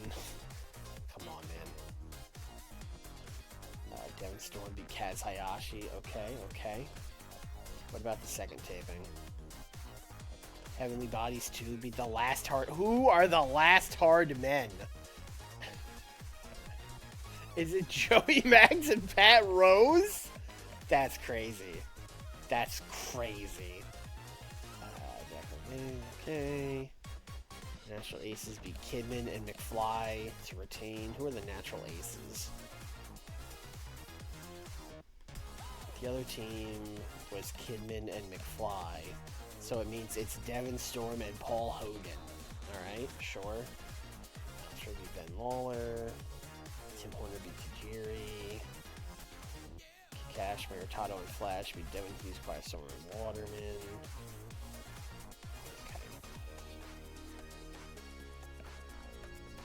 Where was WF criticized? Did I miss? Oh no, here it is down here. Dave coming to screen last night's day superstars with the general feeling that the company is not making the best use of its roster. Most of the blame seems to be on Pat Patterson, whose booking has variously been slammed as being uncreative, predictable, and uninspiring. Well, they've been doing the same thing for 3 years, so yeah. However, inside sources insist that there has been really no thought within the company to making any changes. If this happens enough, will they fire him? I assume not. I assume this is just a news thing that comes up, but they should fire him. We see this like every week. They should fire him. Do I have it in me to do another Saturday night? Yeah, sure.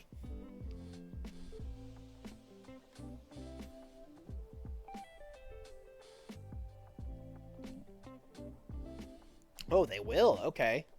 Well, Pat's probably going to get fired. He's doing a bad job. Anything else for July? New England, Northwest, Puerto Rico, Hawaii. Okay. New England.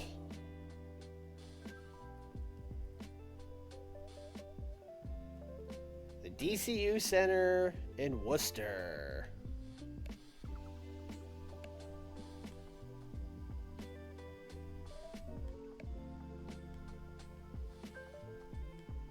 Finish.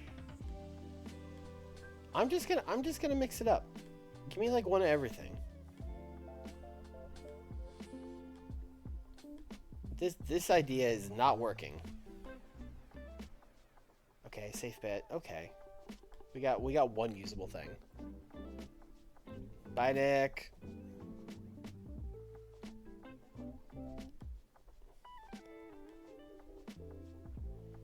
Training. Kyohei Wada. Karaoke. Sting has been influencing Joey Maggs. Great.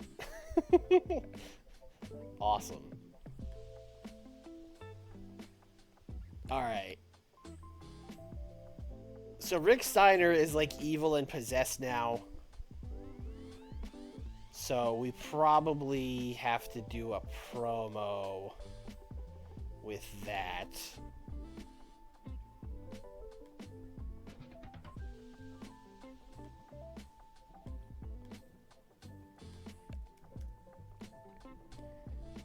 Okay.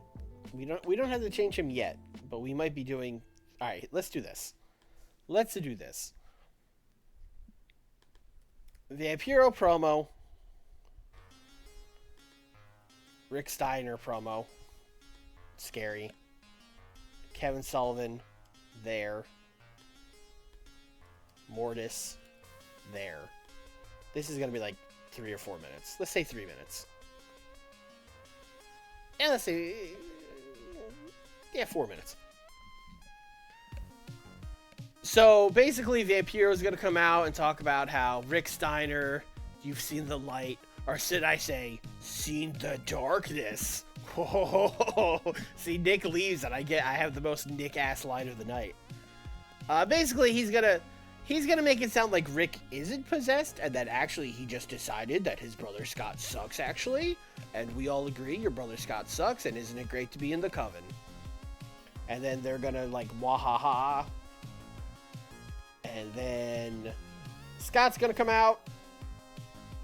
Scott's gonna be mad. And Scott's not gonna do any talking. Scott's gonna come out. Oh, this has to be like 3 parts. This sucks. Scott's gonna come out. And he is going to just beat up the coven. But not his brother.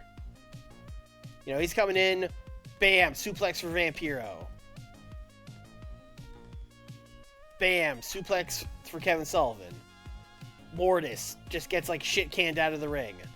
But then he's gonna go up to Rick. And he can't quite go after Rick.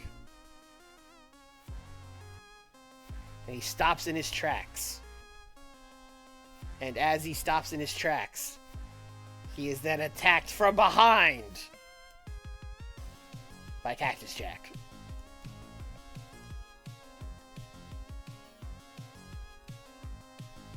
And Rick Steiner still not attacking. Because Rick Steiner is still like a brainless zombie or whatever. This is the surprise. Oh, this is a 10-minute... Okay, a lot of stuff happening here. Okay. Vamp Rick promo. Scott comes out. Cleans house on Coven. Cactus attacks Scott from behind. Alright, that's 10 minutes on a segment that'll probably get like a 73. So that's awesome. Let's book something that'll do better. Ric Flair. Talk. Jean Paul. Talk. Tenryu. Stand. Rick Martel. Stand. Dan Severn. Stand.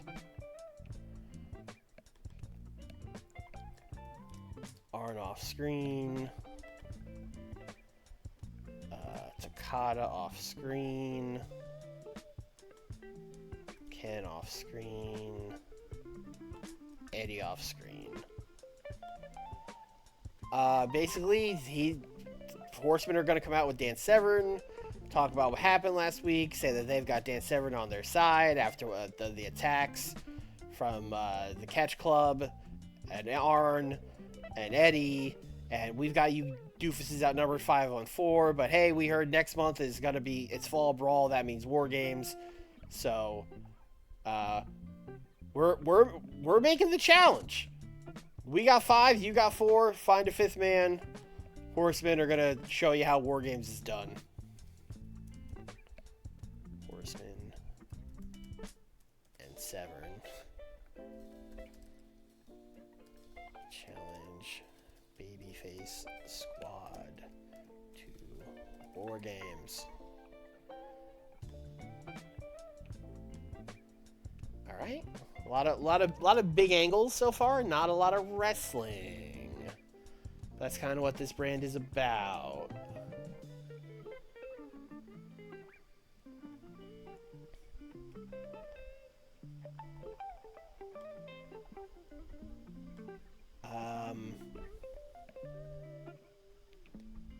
Oh, Dean Malenko's got to be Battle Cat. Although I guess we can fix Battle Cat. We don't have to just simply job him. I guess we don't have to just jump right into that. In fact, let me add that to the blank space we have on the notepad. Dean Malenko versus Battle Cat. Alright, neither of those guys could really talk. Alright, so let's have Battle Cat win another match.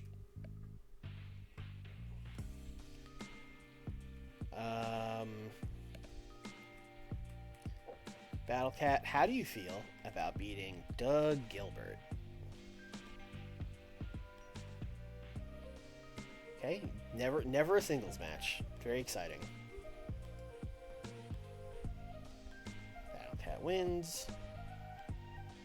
Then after the match, Dean Malenko, who is at ringside, will get in the ring, and he'll act like he was impressed, and then he'll stick out a hand like he's gonna do a handshake, and then he's gonna pull it back and attack the Battle Cat. What a heel. Malenko offers handshake, pulls it back, and attacks Battle Cat.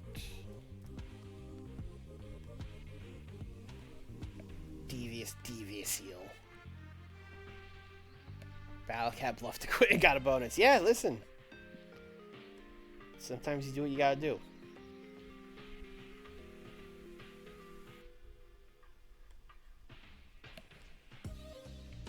I think we got a big main event. I think we got a big main event. I think we got Sid Vicious teaming with Avalanche to take on Tatanka and Dr. Death.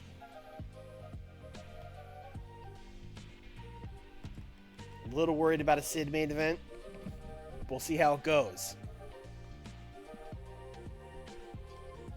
I don't know who needs the momentum here. Wrong title. Sid is good. Dr. Death is poor. And then on this one, Avalanche is neutral. So the only one poor is Dr. Death. So it sounds like Dr. Death needs to get a win here. I'm going to give Dr. Death a count-out victory over Sid. Because having Sid get pinned, I think, would be stupid. But he could definitely do like a walkout, count-out finish, which is a shitty end to a TV main event. But hey, it's 1995. Sometimes it do be like that.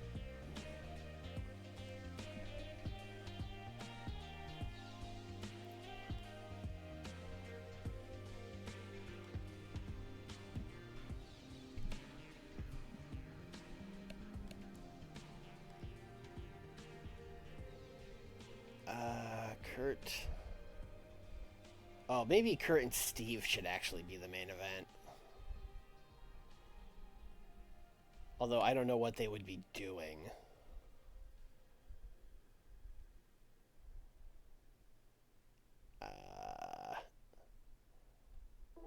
Kurt could simply... Because everyone that's left is like a baby face.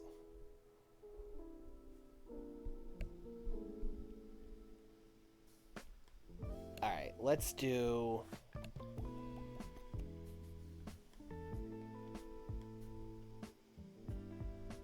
Let me look at this again. Onita and Terry Funk promo.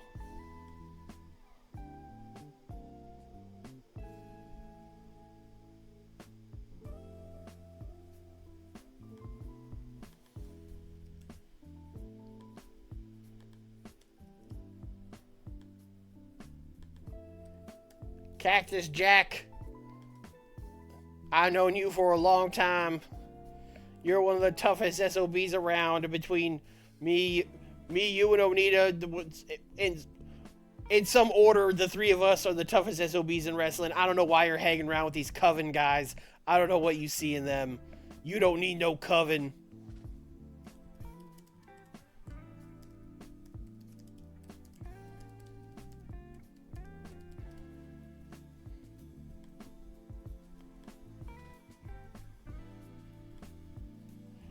Alright, what are the baby faces doing? Are they cutting a reply promo? Are they hanging out? Austin should say he's pissed about the Halloween Havoc. I mean, the Halloween Havoc main event is so far off.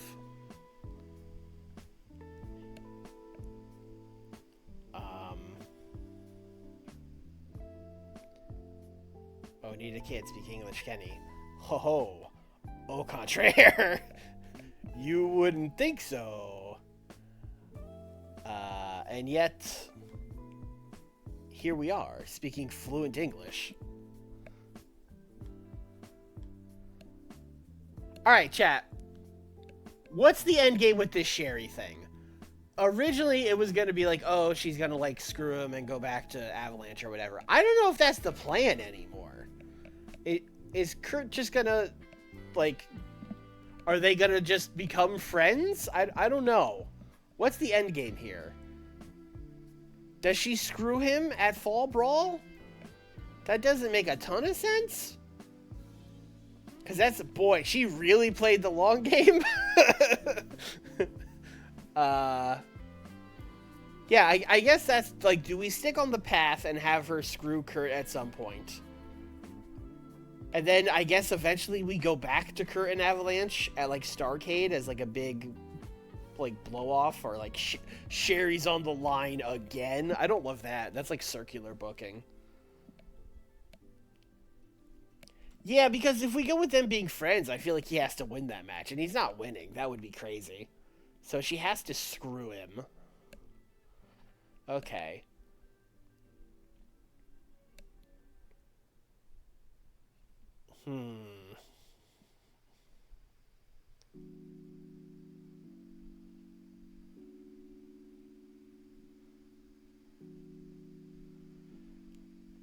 I do like Avalanche winning her back, although Avalanche kind of has to lose that match to Tatanka.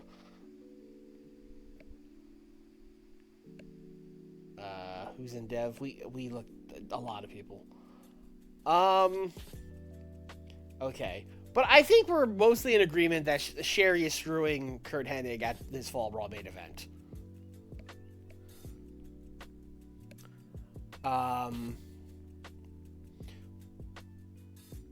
So we should foreshadow that. Let's do backstage, like 4 minutes, foreshadowing.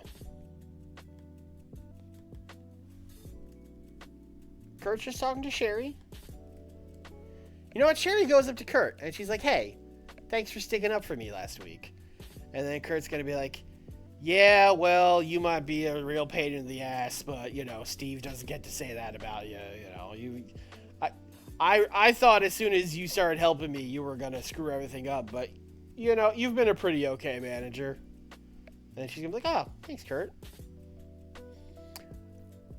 I guess we're not so much sowing this seeds here as much as we are like making it so you're gonna be mad when she turns. I guess we're doing it that way.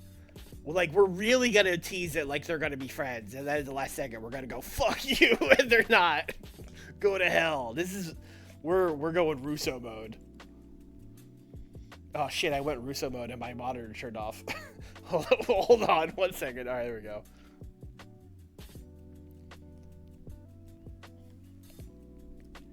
Sherry thanks Kurt for sticking up for her.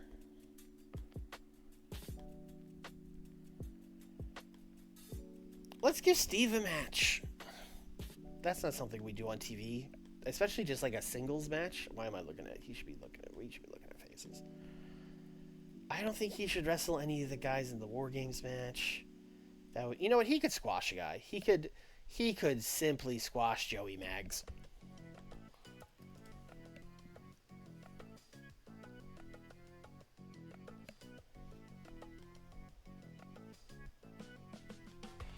Avalanche could win. He could get Sherry back.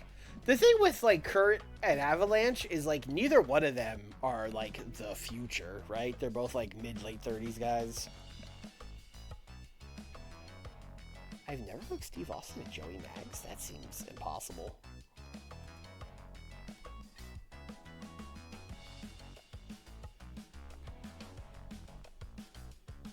No, the WCW title is on the line. Thank you for asking, game.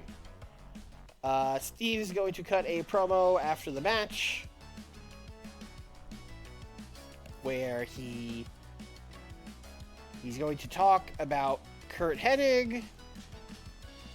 But then even if I get through Kurt Hennig, I gotta go through that bullshit Frightful 4 shit. You know what? This is a tape show. I guess he can curse and we can just bleep it. Those like loud-ass 1990s bleeps that were like louder than the rest of the show.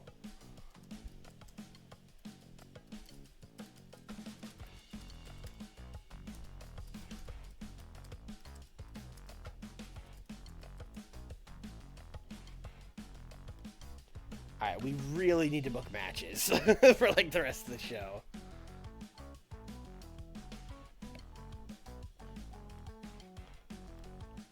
Alright, these guys gotta do something. They can't just like, they can't just all not appear.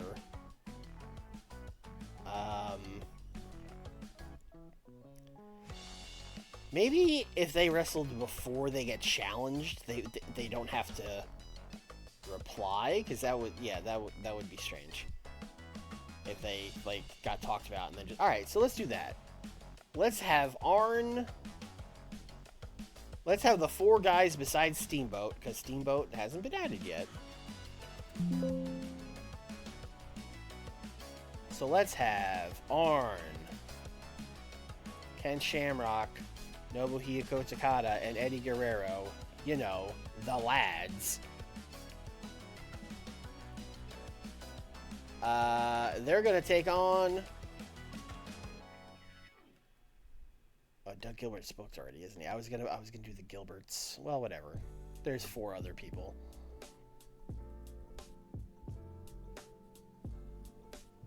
They're gonna be Bull Payne, Richard Slinger, Dave Finley, and Al Perez. Why not? Give this like 8 minutes.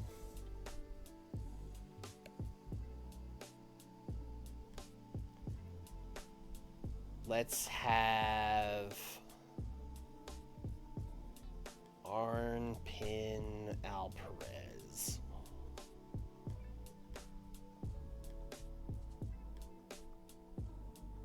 Okay, well, don't pick someone else. Dory Funk. Sure, you're still here, Dory Funk? Sure, then you can do it. And then we should do another match. Steamboat. Steamboat could also just wrestle. Yeah, Steamboat could also just wrestle. Steamboat could also just wrestle. And it'll be really good.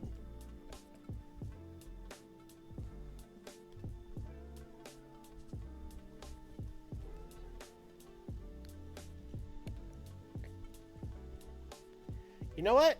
Let's do something fun with Steamboat. Let's borrow someone. Let's bring a kid up and see if like Alex Wright, are you? No, your skills are not there. Pop's getting there, but no skills. They need to be a heel. Road Dog, PCO. PCO? Maybe? PCO is pretty decent. What's PCO getting in his matches? 54? I mean, that's fine.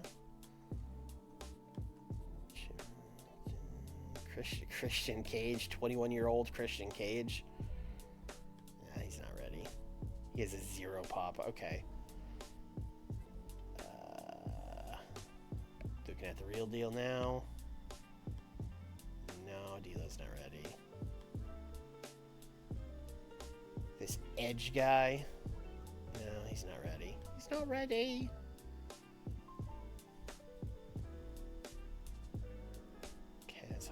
I noticed Kaz Hayashi was getting booked a lot in those tapings. Oh, he's not. Okay. So far, it's looking like PCO. Oh, hold on. Our boy Mike Modest is here. Although his stats are not. He's not over. Mike Bucci. Mike Bucci would be hilarious. It might be Mike Bucci.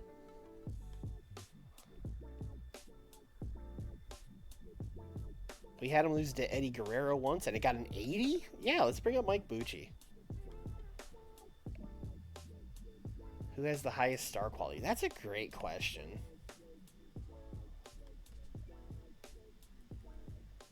This William Gallagher guy from the power plant has an 88. That's probably going to be the highest. 84 Abed Johnson. 86 Taz. Oh, hold on. Paul White's got an 89. God, I can't imagine anyone's higher than an 89. Who is a 15? Oof. Yeah, Paul White. That makes sense, I guess. Anyway, Mike Bucci. You're wrestling Ultimo. Or excuse me, you're wrestling Ricky Steamboat.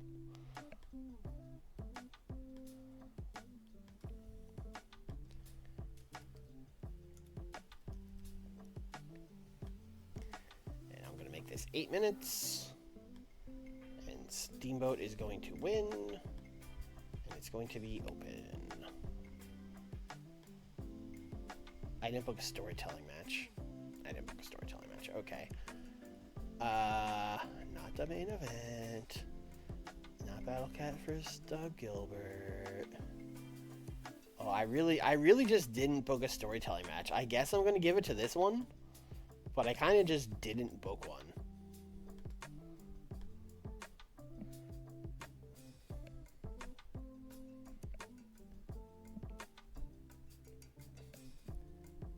Oh, Paul White is not ready. Paul White just started wrestling, like, this year. I know in real life they got him on TV that fast, but also he wasn't ready. Thank you, Chambo. I did forget the Rick pick. I told chat to remind me, like, tomorrow on the Discord or on Blue Sky or something. We have to put this in some semblance of an order. I think you got to open with the big 10-minute fucking thing, and then a Ricky Steamboat match, sure. And then Sherry thanking Kurt. 44. Battle Cat vs. Doug Gilbert. This is very high. Battle Cat vs. Doug Gilbert and Malenko. Let's just like move this way the fuck down here.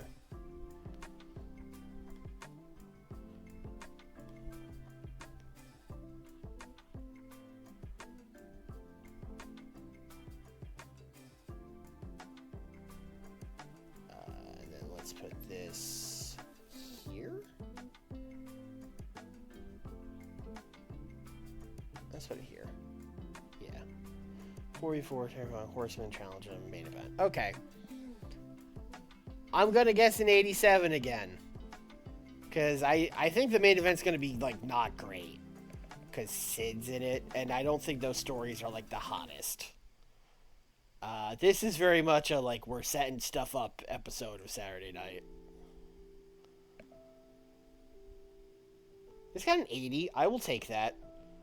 The Rick and Vampiro talking part wasn't the best, but they liked Scott cleaning house, and they liked Cactus showing up and attacking.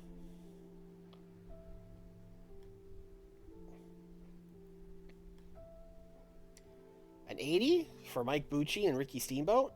Mike Bucci got a 50. Although I guess he's probably very not over in New England because most of his is in the Southeast. So he probably would get a lot higher there. Oh, they had chemistry. Well, look at that. All right, thanks for coming, Nova. Appreciate it.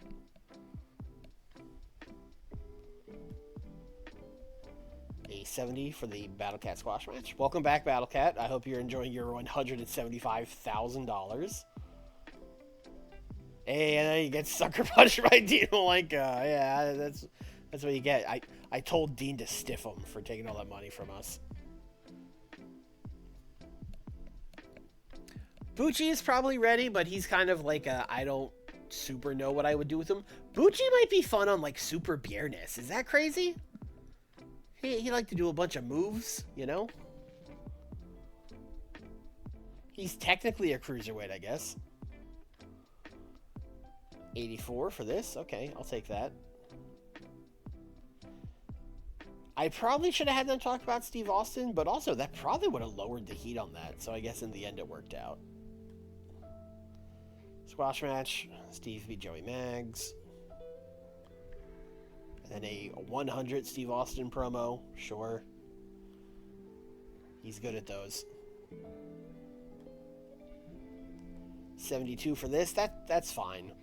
That was very much just like these guys beating these guys. Very much a, hey, these guys need to do something on the show kind of match. It'd be weird if they just weren't here.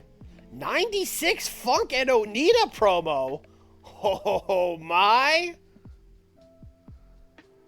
Holy smokes. We were wondering if Onita can speak English.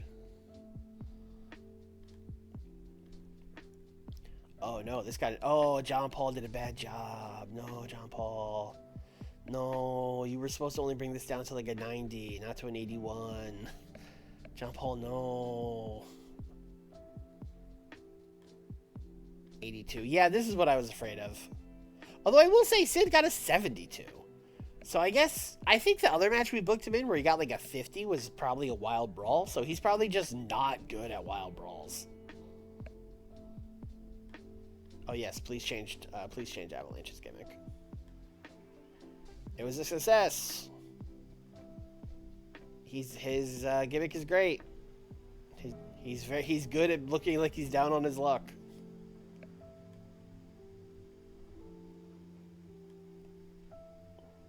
$88. I mean, that's 1 point higher than I said, so I can't be mad about it. Also, you know, it wasn't a great show, if we're being honest. We've done better.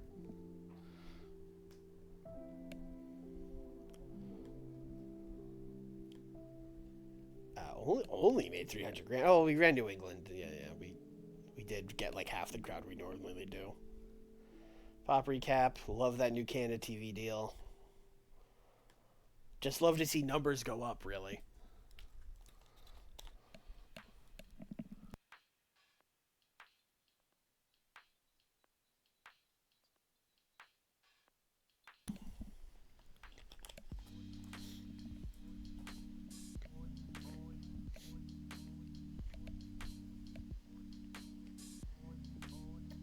Oh, Vampiro came up with a catchphrase. We didn't even see that during that opening segment because there were so many like green notes down there. Oh shit. I wonder what it is. Roddy Piper is working for CSP. I don't even know what that is. Capital Sports Promotions. Okay.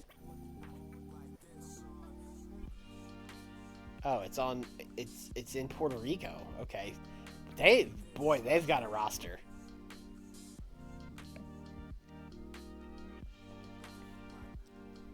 Oh, it was mine. Yeah. You thought you've seen the light, but actually you've seen the darkness. Look at UK. There's not gonna be any. I mean, we can look at who's losing money. All Pro, AAA, Lucha is gonna die. Canada. We looked at these ones before, but we wouldn't really gain anything by killing them. Yeah, they have like no pop.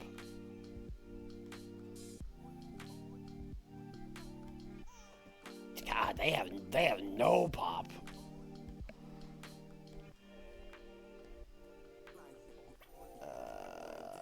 Cleveland All Pro, International Wrestling All Stars, Network of Wrestling. Okay.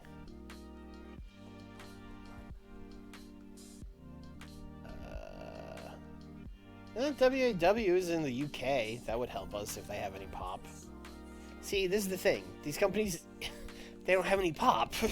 Even if we bought it, we would get 23 in the Midlands, and that's it. And that doesn't do anything.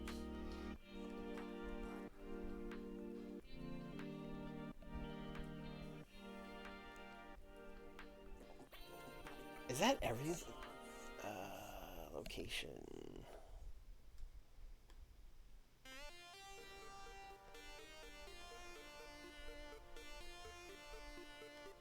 Yeah, like, I mean, these guys would give us a 45 in Southern England, and that's not nothing, but 51.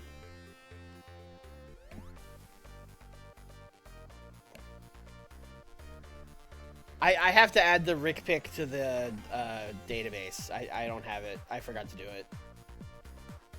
I have to do it off camera. Yeah, like, you know, we could be like, hey, can we buy you? But they're not, you know. Yeah, they don't have, no one's down bad enough. And even if we did, we'd get a 45. What about Europe?